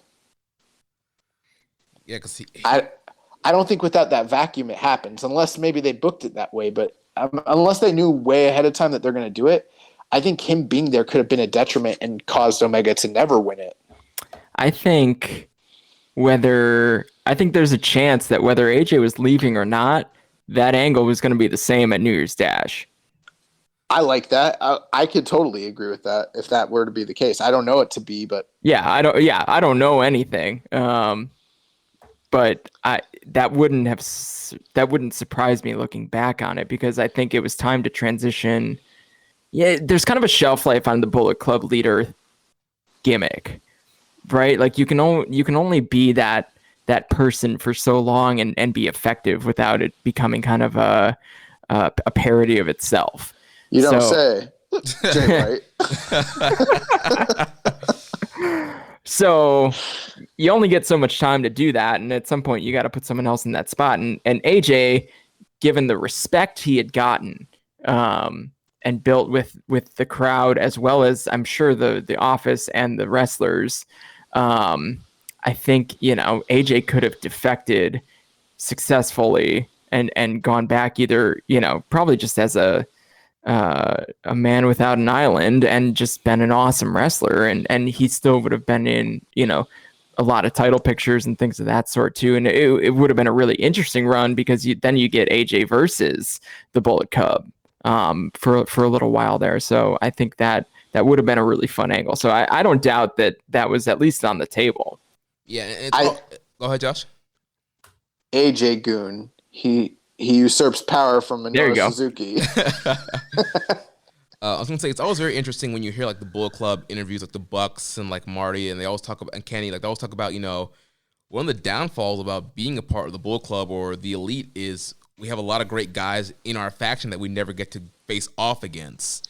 So yeah, that would have been a very interesting scenario to see AJ against Kenny. AJ teaming up with maybe Tanahashi against the Bucks or whatever, and having AJ face off against those guys. That could have been some good stuff. Here's the one thing I will say: if Chris is right, then maybe we don't get Goto versus Omega in the G1 finals. We get AJ versus Kenny in the finals. Ooh. I like both. I mean, that Goto match is phenomenal. The Goto match is phenomenal, but it's also like no one expected Goto to be in that match to begin with. Right. But yeah, I agree with you guys. It's during that time period, clearly, I mean, the main money feud was Okada and Tanahashi, and getting those matches at the Dome, you need the G1 to set up those wins. So I also don't think AJ, it was almost like in a way, almost the wrong time, because he's just, they're stacking up, they're getting ready to push Okada, and Tanahashi's still hot, and there's still Nakamura, there's Naito. So there's a lot of guys who would have had a leapfrog over to potentially win a G1 during that time period. AJ was New Japan's Dean Ambrose. They're going to go with him in the in-between months, but he's not headlining WrestleMania.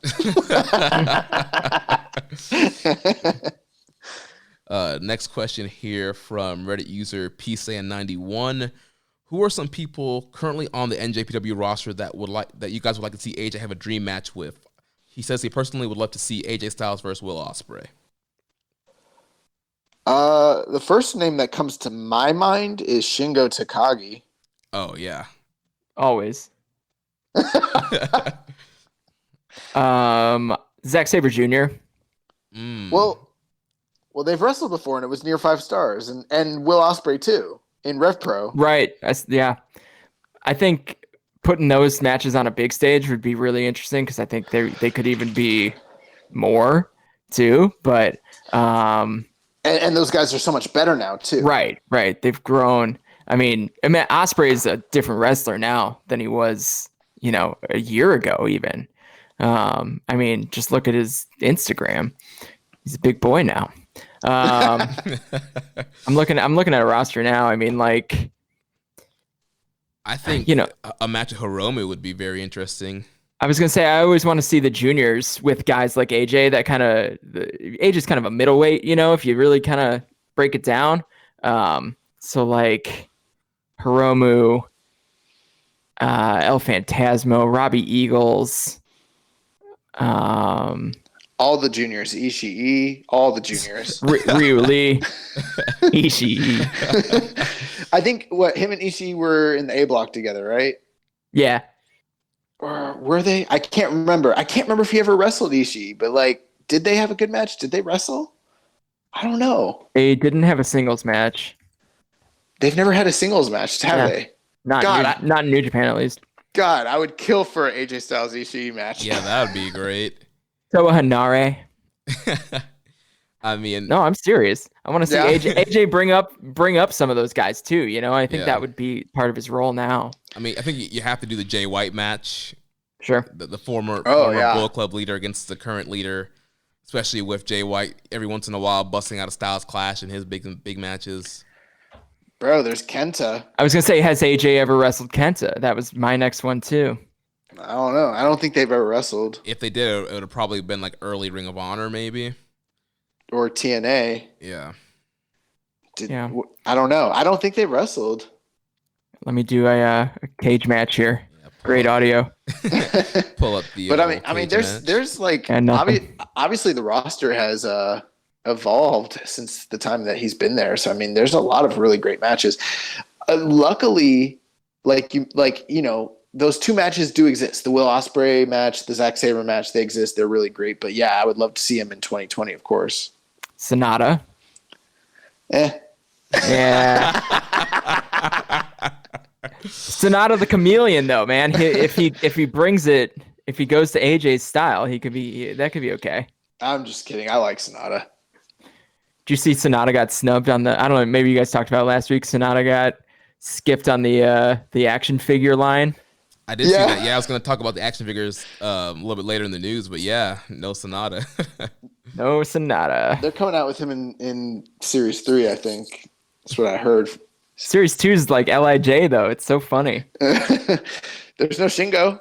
No, there's no Shingo. I don't know how you do Bushi and not Shingo, but it's probably because masks. I don't know. Well, I think they might have been working on these guys for a while. I'm in a group chat in Facebook that's like a New Japan group, and I was like, yo, why is Okada's IWGP title got like gold crust on it, but Naito's is all silver? And they're like, oh, these are just concepts, like they're not done, they're gonna be finished. And I was like, oh, I thought they were just like letting us know who the real was, you know. Next question here from Josh number 2. He says, what's the best match AJ had in Japan that nobody talks about? I'll say one. I think AJ Styles versus Tetsuya Naito from the 2014 G1. All right, I haven't seen that one. I have to go back and watch that one. 4.5 stars, easy. It's incredible. No one talks about it. I really like the Tenzan and Makabe carry jobs. I think that they're really fun to watch. For me, I personally haven't heard a lot of people talking about this G1 match that we watched with Tanahashi. I feel like it kind of gets washed with the Nakamura match and the Okada, the King of Pro Wrestling match. But I don't hear a lot of people talking about it, and I think that match is phenomenal. Some of the ones you watched, Jeremy, the Shibata match, no one really talks about that. It's really good. What was the other one you said you watched? The Ibushi. Oh, yeah, the Ibushi match. That's less heralded, even though I think it's better. Do you think it's better after watching both? I don't know. I feel like they're almost on the same level. Okay. Yeah, that's fair enough. I think I rated both of them the same. But, yeah, I did see a lot of cage match comments and a lot of people that were like, yeah, the Ibushi match is such a way better version of the Invasion Attack match. But I don't know. I thought they were about the same level. I'll throw one out there that no one talks about. It's not like, I'm not saying it's a great match, but up until the Ospreay match, it was his best singles match. The Lance Archer G1 match from 2014 is really good. Yeah, I saw that one on there. I'll have to go back and check that out. I mean, Lance Archer always been so underrated. It's not 2019 Lance Archer, but it's still pretty good. Lance Archer got better. Next question here from EMJ Does PR. Says, what are AJ's defining matches as a Bullet Club leader? Which I think we just kind of talked about a lot of the matches that define him. Is there any other matches that we're kind of missing out here? I think the Minoru Suzuki match from the first G1. That match is awesome. Yeah, that match is great. I've seen that match. I think the Nakamura match, his final major singles match, is really defining. If I had to knock, like, peg down one Tanahashi and one Okada match, it would be the Dominion match from 2015 and the A Block final. Those are, like, in my opinion, the two best ones. Nice. And it also says, and a question for Samsa, who's been the most successful leader of the Bullet Club statistically, and what stats do you think are most relevant for a faction leader? Personal success or success of the faction under their leadership? Wow, man, that's heavy. I wish I would have looked at these questions. You should have sent this way ahead of time, Jeremy.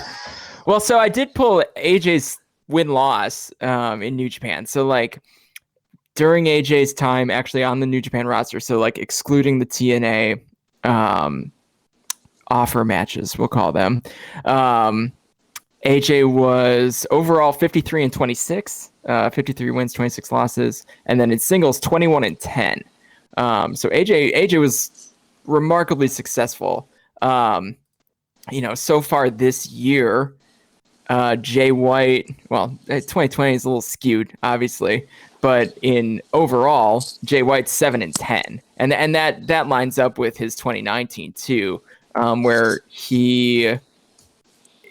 Overall, the Bullet Club was not a winning faction, but when you drill back into the singles matches, that's where you have some success. So, with that said, yeah, so 2019, Jay White overall was 53-67. So, like, the workload's a lot heavier now, but overall, AJ's time as the Bullet Club was really successful. They were winning a lot. You see a lot of championships on the Bullet Club side. You've also got, like, the Young Bucks and You got Carl Anderson and Gallows out over there, like, taking care of the tag division.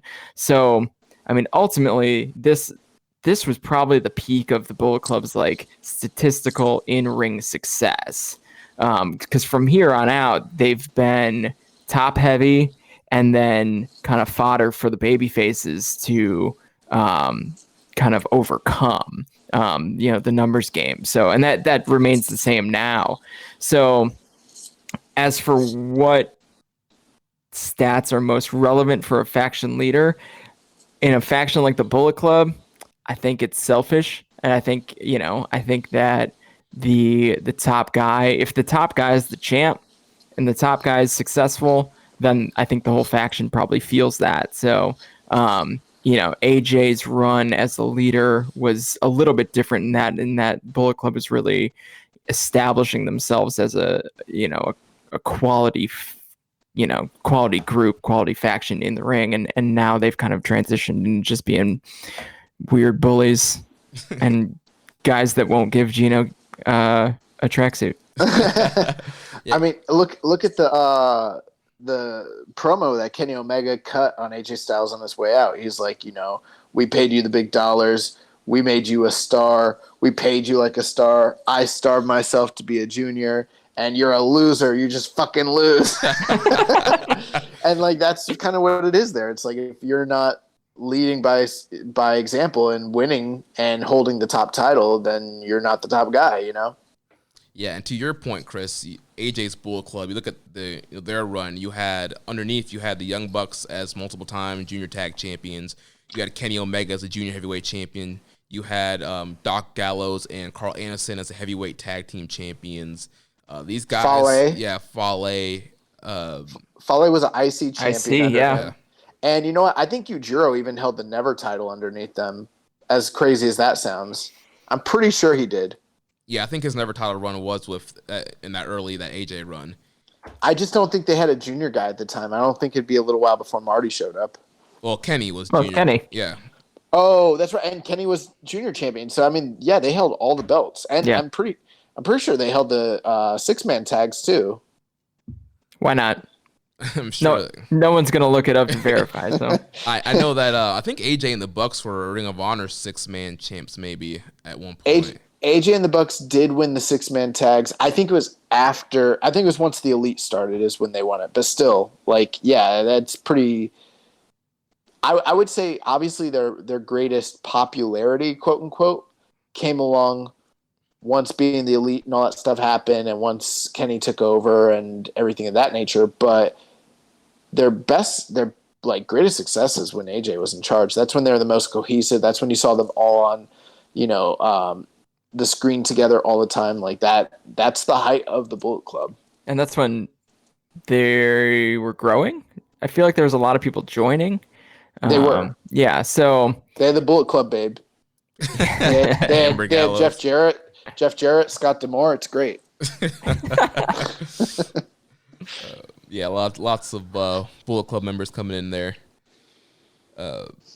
So next question here from Maserati. He says, based upon the early results of your poll, do you think the fans that were into Kenny went with him and aren't watching NJPW as much, as if at all, anymore? Because Jay White was higher, and while I like him a lot, he's pretty recent, so only really, really new fans haven't really seen his story, so it's odd he was higher. Like, I understand Prince Devitt and AJ as they were further in the past, but White is so recent. Hopefully that makes sense. Yeah, it makes sense, and I think that's a great question, and I think he kind of answered his own question, honestly. I also think people want to hear about stuff that they're a little less familiar with, so... But if you had to guess, I think it boils down to this. His question is, why did Jay White score higher than, say, Kenny? Because Jay White's more recent. Yeah. Yeah. And that's what he's asking. He's like, why do you think that he scored higher than Kenny? But I think the interesting question here is, do you think that everyone who was watching New Japan for Kenny left and is now, what he's really asking is, did they just transition over and start watching AEW? I would say there is a good portion. I mean, we've had listeners of our show tell us, like, it was a real struggle for us at first to keep listening to your show and stop watching, keep watching New Japan. Like, all of our favorite guys, Bucks, Kenny, they were all going to All Elite Wrestling. So I know there's a lot of fans that kind of just jump shit completely and kind of drop New Japan and mainly watch AEW. Yeah, I mean, I've got to believe that is the case, and this has been, a little bit of a challenge for New Japan to keep up. But then you got guys like Moxley coming in, and you still have the Jericho crew. So yeah, I mean, I don't doubt that a lot of people bailed on New Japan because of Kenny, but Kenny and the rest of the gang for that matter. But yeah, I mean, I don't think it's as extreme as it may look. Yeah, and I think also keep in mind we only had a small subsect of fans even write into this or vote. This was our first time ever doing this, so I don't know how many people knew. I think going forward, if you're listening and there's a certain subject, now you kind of know how it works. It's upon you to like go out there and vote and make sure the right people that you want to hear win.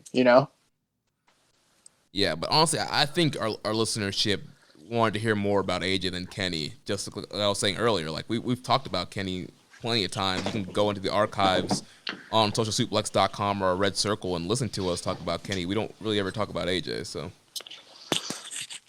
They wanted to hear Chris talk about AJ. My dumb voice, right? Or whatever you said that one time. I was so insulted. Oh, I just be talking shit. Just because I'm jealous. You just didn't think I listened when I'm not on, right? I know you don't listen. I know someone's out there snitching.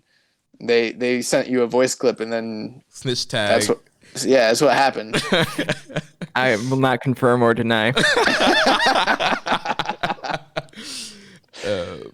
Next question from Highest Fly Flow. He says, not AJ Styles specific, but how would you compare NWO Japan to the Bullet Club? Can you even compare them? I mean, I think they're extremely similar, to be honest. It's pretty much the Bullet Club was almost literally like a ripoff of NWO Japan. The only big difference is what kind of made the Bullet Club unique was that, and you know what's funny? They say now that this wasn't intentional at all, but I think to me, the way I remember it is that it was intentional, was that they were all Gaijin, and NWO Japan was not all Gaijin, although it had the heavy influence of, the NWO from the West that influenced them and everything of that nature. But yeah, I mean, they're very similar. Yeah, I mean, Bullet Club is just better executed, I think, though. Bullet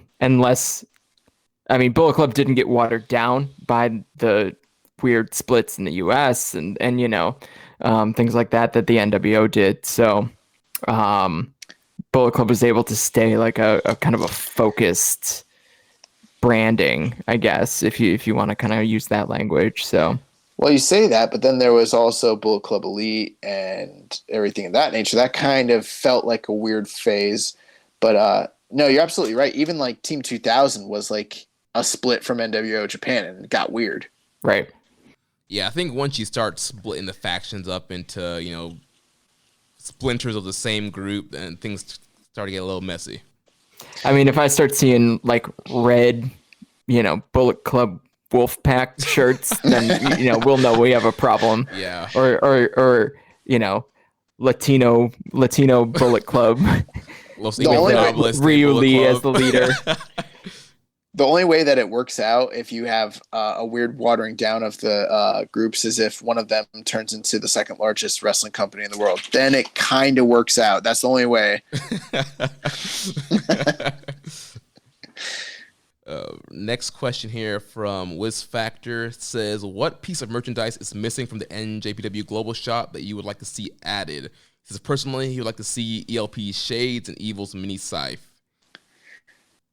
I don't go on there enough to know. Are we talking which site is he talking about? The new Global Shop. Oh, I mean, I would say personal opinion, like almost everything that's in the on the regular domestic site is missing from the Western site entirely. I mean, I don't know. I was looking for like just a polo or just a cool shirt, and you can't find most of them there at all. Or even just like, you know what I would like to buy? I would like to buy an authentic Lion Mark shirt, like a Lion Mark, just the red and white Lion Mark shirt. I just want to buy the real one. And I bought one once from Pro Wrestling Tees, and then it came with and it was printed on a Champions like Target shirt, and it had that weird Champion stitching on the arm, and it pissed me off because I wasn't like no one smartened me up to the fact that they print on just regular T-shirts. I didn't know that, so like I want to buy an authentic New Japan shirt. I can't even do that. I think more tracksuits. They sold all of them out. Well, I bought them all. They are very comfortable, and I am now. I'm just gonna live in a tracksuit if I don't have to go to work. Yeah, I mean, you look great in it, man. So listen, it is a look. It's a lifestyle, really, and you have to commit to it. And my wife, she likes to give me a hard time about it, but she, she's coming around on it. She must really love you to be like. She's like, huh? Tracksuit today, huh? And I'm like, it's a lifestyle, okay? I live two lifestyles, okay? I own a Jeep Wrangler, and I now own tracksuit. So this is it. Do you have the Suzuki Goon one? Not yet. See, it's not on the global shop. The day it comes, you best believe Chris is gonna be first in line. Dude, I'll throw down that whatever Hundo 80, whatever it is. Next question from Dan Coffin. He says, how do you think Tama Tonga will do in a solo run he's insinuating as imminent? So on Twitter, Tama's been tweeting a lot about going solo and that a solo run is coming. So what do you guys think about solo Tama Tonga? Oh, man. There was a time where both me and Jeremy on this show were adamant that this guy needed to go solo, that they needed to give him a push, give him an opportunity, give him a chance. But every G1 that he's been in comes, and every year I get more and more disappointed. And I'm not saying I don't believe in him entirely. I think he still could be, a good performer. I just never seen it, so it's hard for me to believe in it. What do you think, Chris? My boy Tama Tonga is paying for some ad space on the Voices of Wrestling podcast network. And he's got that new podcast with my Chicago friend Ross Berman. So I'm pro Tama Tonga. I don't know. It's worth a shot, right? I mean, see what he wants to do. He's an interesting character. I think they could leverage that out, but it's so hard to change and pivot from tag to singles in New Japan unless that's something you've already kind of mixed in, like Evil and Sonata. So I don't know. I don't see a lot of those guys having really successful singles runs after having, really truly defining their careers in the tag division. I mean, you've seen Lance Archer, right? And he's the outlier. But I'm down to check it out, see what's up. I think that he's got the in-ring skill to do it, and he's got the attitude and the character work to do it. So if he's put in position to be successful, I think he could have a good run. Yeah, and just positioning, it might just be kind of weird. With obviously, you got Jay White still a leader. He's obviously the guy that's going to be in the heavyweight kind of title picture. And then Kenta would be your number 2, who would be kind of being in that IC/never position. So does he kind of slide up, kind of compete with Kenta there for title shots and in the positioning for that IC and never title? Or maybe Kenta goes after IC and he goes after never. I don't know, but... Or, we probably always forget about the U.S. title. That's true, yeah. Actually, I think that would be a good slotting for him, especially at first.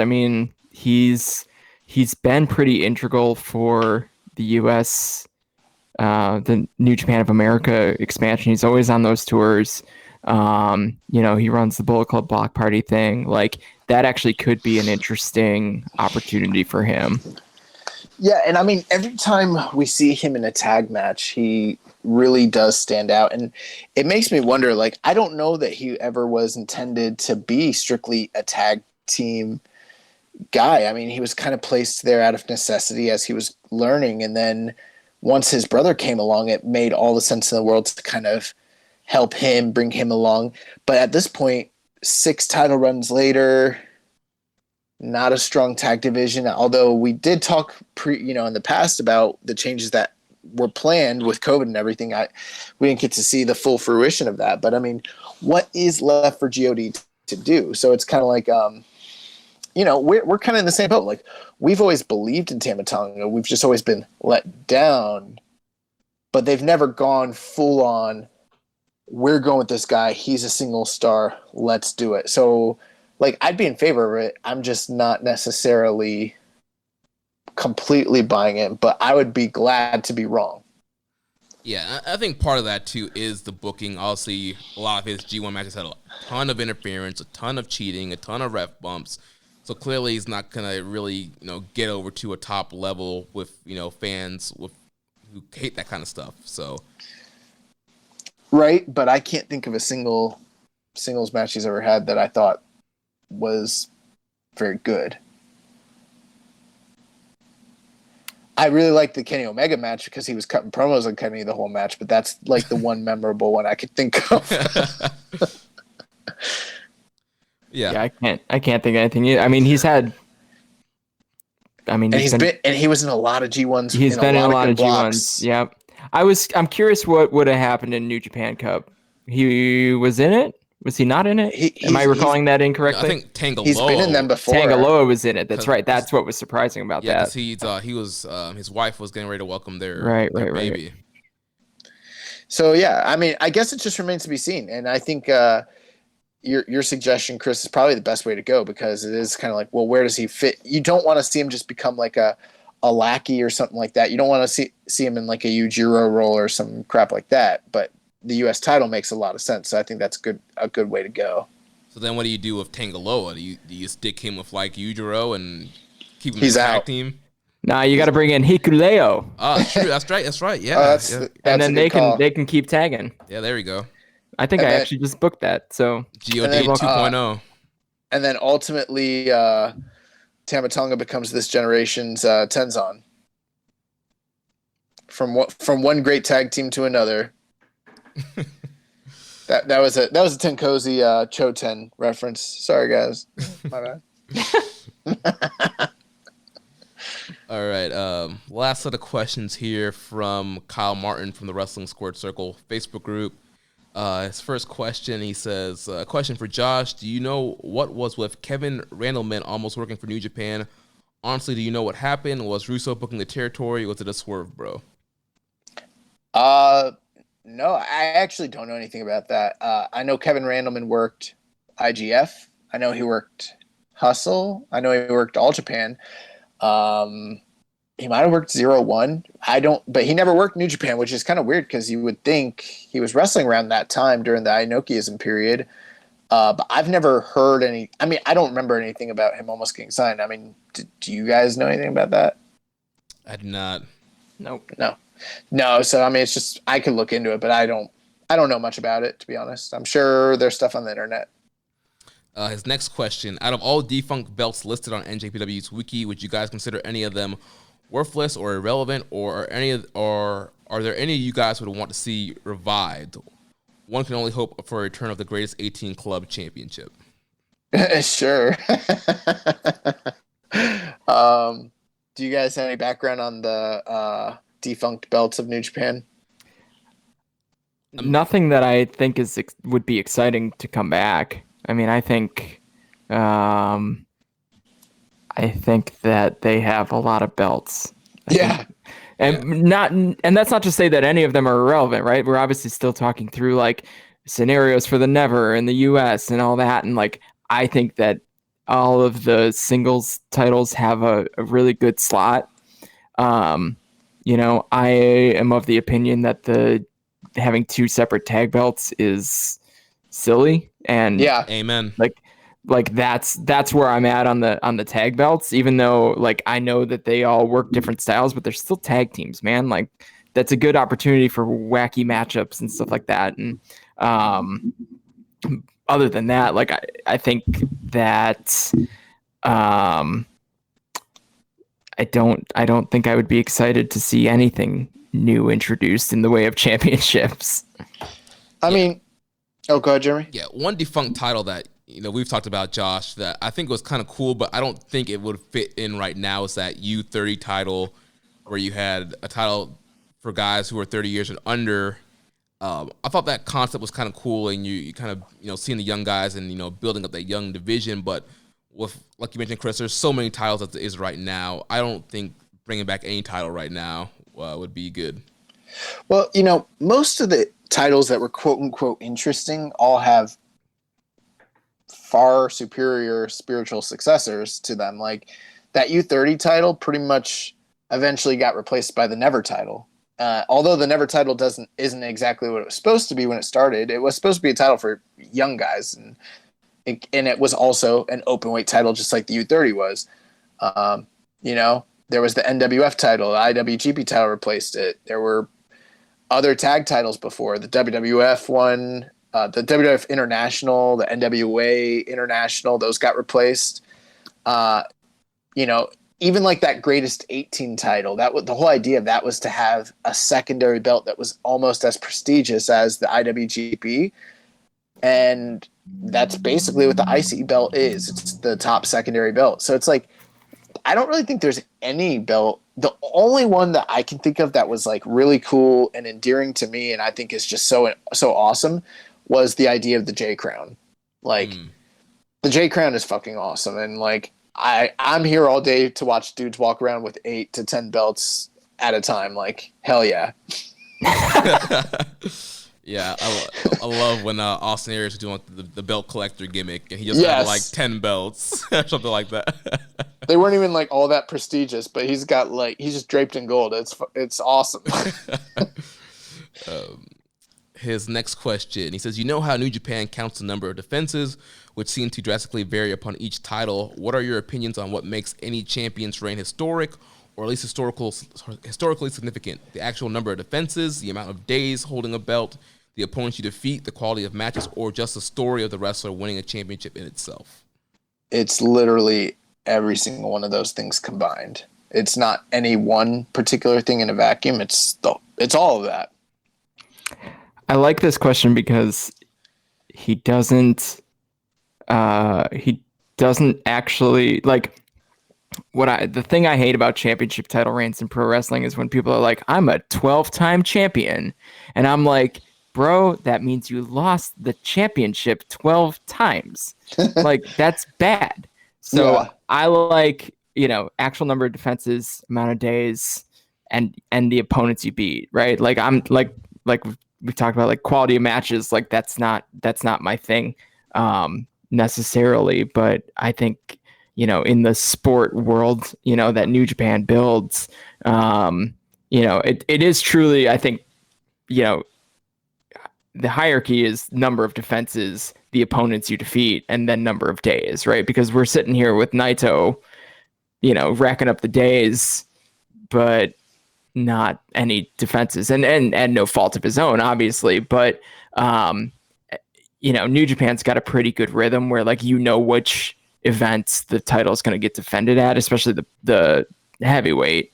So I think that's the amount of days is always going to be kind of tied to, the ratio of amount of days and number of defenses is going to be pretty close. Right. I should look into that. I should run that stat, right? Like, yeah. Now that I say that out loud. I think there's one other thing too. It's rare. It happens more often in the tag divisions nowadays than the singles. But if you're champion and you can tag on a little tourney win here or there, that also adds a lot because it's so rare. Like, like 2 guys have done it in the heavyweights. Like, that's a big deal. Mm-hmm. And Chris, to your point, we just looked at AJ Styles' career and looking at his second run, he was a champion for 5 months, but only had like 2 defenses. So right. A 5-month title reign, and then maybe WWE might seem like, oh, they've held the belt for a long time. They're defending the belt every month on pay-per-view. maybe every so often on TV, so they're racking up defenses. But in New Japan, where the title's not defended, it's not always defended every month, or you have the G1 in between title defenses. That definitely kind of varies whether or not your title defense has a number of defenses and how great your title reign is. Right. The summer champion usually, if there's some sort of intermediate there, like if you're a champ between, say, Dominion and King of Pro Wrestling, like you may only have one defense. So yeah, that's a really good point. Yeah, I think there's a strong distinction between a guy having a great championship run and a great championship reign. For instance, like Jay White had a really good championship run. Those 4 months he was champion, great matches, and that was all kind of in the middle of the New Japan Cup, but you wouldn't really call it a great championship reign. He had like one title defense before he dropped it. And I think that's kind of what the deal is with AJ. Like he had really great championship runs, but his reigns weren't necessarily like the most lauded because he had very few title defenses. So in his last question here, he says, if the young boy comes back from excursion a married man, are you going to push him up to the mid-card or just book him like Drake Maverick? Who books me? Well, he said that was a question for me, so I don't know. I mean, if I had a promotion and I was booking you, you would be one of my top guys, so married or not, so... That's good to know. It's because I can talk. Yeah, you're saying it's not your in-ring performance? No. I have Josh out there like MJF, just cutting the promo, give him a 5-minute segment every week on TV, getting all the heat. What's that one dude in the NWA who talks like The Rock? Oh, Eli Drake. I'd be the Eli Drake of the promotion. Oh man. All right, so we're going to transition to some news here. But before we go to the news, do you guys have any final thoughts on the AJ run? Any last thoughts? Because we're kind of moving on. Final impressions or no? I mean, final thoughts for me. It was great kind of looking back on AJ's run. Had a lot of great matches. I think he was a key part in New Japan during that time period. And it's just very interesting seeing, like we talked about, some of the matches not quite holding up to what we remember or what we thought during that time, but also during that time period, they were very high level. And like we mentioned, he really helped push that style along to what New Japan is today and helped elevate to the Bullet Club. I mean, without him, I don't think the Bullet Club gets to where they are today and that run they had and getting the Hot Topics and the Funko Pops and all that cool stuff they did. I think the AJ Styles and New Japan partnership was truly a two-way street. So I think they brought out the best in each other. And I think that AJ leveraged that into a great career with WWE, and I think AJ's had a really cool, if you look at AJ's whole career, he's had one of the most interesting, diverse careers in pro wrestling. And I don't think you'd be able to say that about him if he didn't have the run that he had in New Japan. So, yeah. Yeah, I think you guys sum it up best. There's nothing I could really add to that. But I will say, with him having such a varied career, one of my favorite chapters of his career. And like, it got to a point watching these matches where I was sitting there with my girlfriend. She loves wrestling, but she's like, "Can we watch something else?" And I was like, "Oh, you want to watch a show?" She's like, "No, we can watch other wrestling. It's just we watch a lot of AJ Styles." And I was like, I mean, I love AJ Styles. I could literally like watch his whole run, like just boom, like because it's that awesome. So like, as I love the TNA, the ROH stuff, even the WWE stuff that he did those first couple years. But like, I think this is my favorite chapter of his career. Nice. Well, moving on, we just have a few news items here. So, top of the news here. So, it was announced that Tokyo and 4 other prefectures in the country lifted their state of emergency on Monday, and a plan was released for sports and live events going forward. So, on June 19th, they're planning to open back up arenas and allowing people to have empty arena shows. Then on July 10th, they could have 50% up to 5,000 people. And then August 1st, 50% of max capacity of the building. And then we had a question here from Reddit user Viking Payne saying, with Japan lifting their stay-at-home orders soon due to the drop in COVID-19 cases, do you guys think NJPW might be able to salvage a New Japan Cup or the Best of Super Junior in the summer? Yes. It is certainly a possibility. I haven't heard much about how they're going to book their comeback. I don't think they've had much conversation about what it was going to look like because they didn't want to get ahead of themselves. So I would imagine that those would be the tournaments that they would try to do, but they may be timed a little. They're obviously going to be timed a little bit differently. So I think you could skip the New Japan Cup and like the calendar looks okay, but I think that getting that Best of Super Juniors in somewhere on the calendar this year, if they get back up to speed here, I think that's probably the priority. Definitely, yeah. I would love if they can fit in Best Super Juniors. Now we've talked about them running it, and so has Hiromu running alongside G1. I think that would be great as well. But if they could fit out the tournament in, before G1, I think that would be pretty cool too. I am all in on the simultaneous big tournaments. I also think there's a chance that the tournaments are going to be smaller than they had anticipated because of travel restrictions. So, booking the foreigners for those big tours may be a challenge. So if that is the case, actually running them simultaneously, you still hold all your booking dates that you already have for the G1, but maybe the blocks are smaller or they're single block tournaments, depending on how many guys they can get in.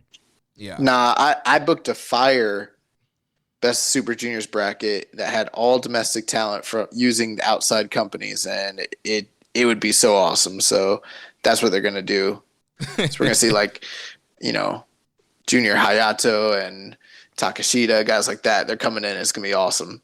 I mean, I'm down for that. That's very old school. So I'm here for that. It would be kind of out of left field from how they've operated recently, but I think there's definitely enough domestic talent there if you're tapping into other companies.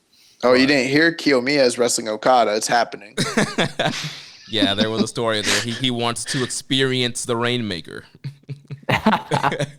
So. Yeah, it would be interesting to see if they kind of tap in. I know New Japan, they've kind of come alongside other promotions to meet with the government, and I know they always, in the past, there have been times where they help out other promotions financially or use some of their stars, so it would be interesting to see if they do use more domestic talent for Best of Super Juniors and G1. It's interesting because I'm not going to sit here and say New Japan is a completely altruistic company or anything of that nature. But when you hear them saying like positive things about helping like outside companies and stuff, you kind of believe that it's not just fan service the way that you would if it was like WWE. You think that there's at least a little bit of genuineness to like what they're saying. Like it's not complete BS. I feel like they haven't misguided our trust, at least not recently. So. Yeah, not under the Bushiroad reign and Harold. So they've been pretty honest with how they want to go forward too. So there's no reason to think that they would bullshit us like that. There was that time Kidani wanted to do a second coming of the UWFI invasion, but that never happened. Yeah, but I'm glad that the COVID cases are going down in Japan, and there seems to be some light at the end of the tunnel here, and that.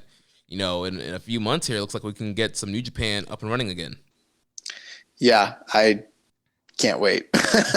What would you guys do for the first show? Like, what if you were booking the comeback, the first show with fans? Like, what would your main event be?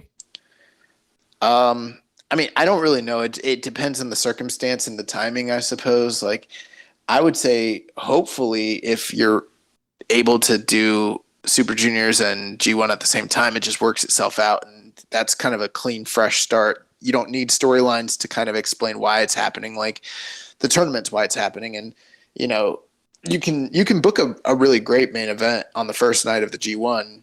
They love to do that anyway, so it makes all the sense in the world.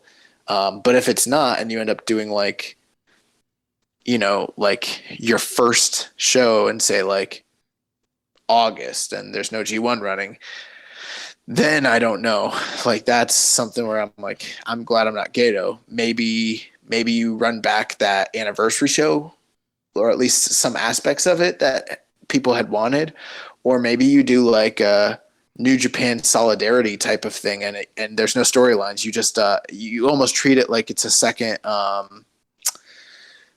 God, why do I always forget it? What's the show after Wrestle Kingdom? New Year Dash. You treat it like a second New Year's Dash. Yeah. It's just a restart show, and you can kickstart some storylines based off that. But then again, maybe not, because we don't. Maybe I guess it depends on what they know they'll be able to do going forward, and not. So it just depends. But that's the way I see it, I guess. Yeah, I was just thinking that, I think the best main event they could put together, say it's just like a random Korakuen, right? And they finally have they can have some fans in the building. I would put the tag titles up because you've got Ibushi and Tanahashi holding those things, and at least you get a bunch of big stars in a match that'll probably feel good. I don't know if necessarily you pay off the what was starting with Taichi and Zack Sabre Jr., but I think if you put Ibushi and Tanahashi as the face of the company defending their tag team titles in a kind of a miscellaneous main event, it could be against anyone. It could be against God, it could be against Sonata and Evil, but like put a bunch of stars in the ring and have some stakes and just kind of restart things. But I think the idea of doing a New Year Dash type, even if you're just reminding people of what storylines were happening 3 months ago, and a New Year's Dash type booking, I think that could be a cool way to go about it too. Maybe you main event with like an 8-man tag. You do like right LIJ, or a 10-man. You do like LIJ versus a mismatch of like the Chaos Sekiyun guys, and you kind of kick off some storylines there, and you get star power. You get Tanahashi, Naito, and Okada all in the same match. Maybe you do that. I mean, like, and how often does that happen, right? Like, so you got to do a feel good, I think, though.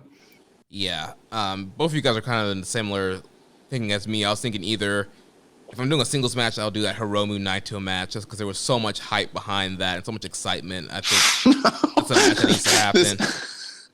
This man Jeremy wants to throw a banger first night. Yeah, man. I'm of the opinion that that's a match that could actually be really awesome in an empty arena. Yeah. No. But it's a waste, but Yeah. It would be, those two guys could pull that off. Yeah. Or like you guys are saying, like a multi-man tag, I think you can do like LIJ versus Bullet Club and have LIJ beat Bullet Club. Do like an elimination style pinfall submission over the top rope elimination match. Josh, your favorite matchup. It's my favorite. Yeah, LIJ versus Bullet Club, or like you mentioned, LIJ versus Mega Ace, Mega / Golden Ace, Chaos, whatever mix up there. So yeah, I think there's some cool options that they could do. I just hope it's soon. Yeah, as soon as it can be. So just some last few things here. There's a lot of great content up on NJPW1972.com and NJPW World right now. There's the 7 in the Chamber, Tama Tonga talking about 7 years of Bullet Club, part 2 on YouTube and NJPW World. They have the best finish / best entrance series they've been doing, where they ask wrestlers about their best finishing matches and their best entrance into matches. They just started a new series, Why I Became a Wrestler. That's up on NJPW World and YouTube. On the site, there is the second part of the Chain Reactions Hiroki Goto column. There's also the third part of the Fans Bring the Questions match column with Kazuchika Okada. Do you know what that's like? That's like how every match is an empty arena match now. Every show here is a Fans Bring the Questions match. Like, it's every single week. There's the fourth part of the Aces High column with Tanahashi portraying himself as a young fan. Yo, he was talking about looking up girls' skirts. You see that? Yeah. Tanahashi trying to get himself canceled. Yeah. Oh my gosh. Then we talked about earlier about the new Super 7 Ultimate action figures with LIJ with Tetsuya Naito, Hiromu Takahashi, Evil, and Bushi. and those will be all I know is where my stimulus money is going. I'm buying the entire New Japan series. I'm gonna buy the AEW. They're made by the same people, right? Super Series 7. I think so. Yeah. I'm gonna buy the AEW series because I think they're all scaled to look exactly the same, about the same quality. And then I'm gonna do that super show that everyone keeps asking about, and I'm gonna do it still motion. I'm gonna put it on YouTube. You're gonna open the door. You got a lot of time on your hands, friend. I'm gonna open the forbidden door, and Kenny's not gonna win. Oh my gosh. But yeah, these are available to pre-order at preorder.super7.com, and will close on June 7th. So get your pre-orders in if you want to get those LIJ action figures. And then there's also a new edition of Rocky Romero's Pro Wrestling English, It's All Over. So that wraps it all up for the news. Chris, thanks again for coming on the show and being the first guest in this new little mini-series we're doing until New Japan comes back. Give the people your plugs and where they can find you online. I'm on Twitter at @TheChrisSamsa. I run the website sportofprowrestling.com, where I cover New Japan Pro Wrestling statistics, as well as AEW, Dragon Gate, NWA, NXT, and more to come. You can find my written work at voicesofwrestling.com or pwtorch.com. I love coming on, keeping it strong style. And we love having you on, man. Aside from your plugs, you got any other projects coming up? I know you just mentioned the other show you're about to do. Oh yeah, so I'll be on. Sean Radican at PW Torch is doing a retrospective, watch along kind of thing with the 2013 G1, which was a really fun G1. And then at sportofprowrestling.com, I will soon be posting complete historical statistics for the G1 and Best of Super Juniors tournaments, which has been kind of my quarantine project. Finding all that data and cross-checking it and working with some other people in the industry to pull together kind of the finishes for all these matches and either watching them or cross-checking them with multiple sources. So that'll be my next big New Japan project. It'll probably go up this week because I've got some time to kind of organize it all. Nice. We're looking forward to checking that out, man. And that's going to wrap things up for this week. So next week, we'll be back with Matthew Mayer, a.k.a. The Implications from Lords of Pain Radio. The voting this week, the theme poll is the new Three Musketeers. So we'll be voting on either Hiroshi Tanahashi, Shinsuke Nakamura, or Katsuyori Shibata. Those will be going up. The poll will be up on Wednesday, 12 noon Eastern time. So be on the lookout on that poll and vote for which one of the new Three Musketeers you want to hear us talk about with Imp next week. And we'll be picking whoever wins will pick 3 matches and kind of run through their career the same way we did with AJ here on today's episode. If they pick Shibata, then I'm going to pick one of his matches as Makai number 4.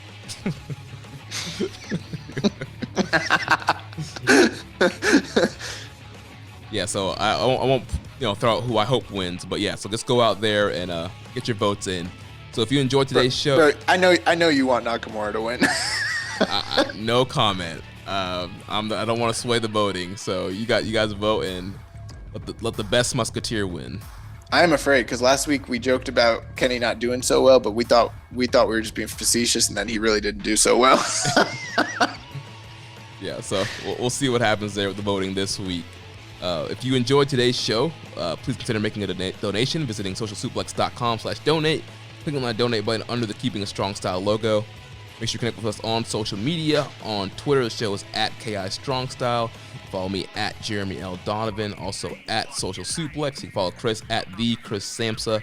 On Facebook, we are facebook.com/Social Suplex. In the Wrestling Squared Circle Facebook group, we're facebook.com/group/Wrestling Squared Circle. On Instagram, we are at Social Suplex. On Reddit, I'm the Pro Black Guy. Josh is Keeping a Strong Style. You can check out our Discord server, Social Suplex. Check out all the other shows on the Social Suplex Podcast Network. We have One Nation Radio, hosted by Rich Latta and James Boyd. We have Grown Men Watch This Shit, hosted by Jeremy Tate and Chris Bryan. Get in the Ring, hosted by Danny and Beast Mike. And on Saturdays, we have All Things Elite with Floyd Johnson Jr., Amy O, and Tiffany. So don't forget to subscribe, leave a rating and review, and we will catch you next week on Keeping It Strong Style. the ace of podcasts. It's real. Thank you for listening to Keepin' It Strong Style. We'll see you next time.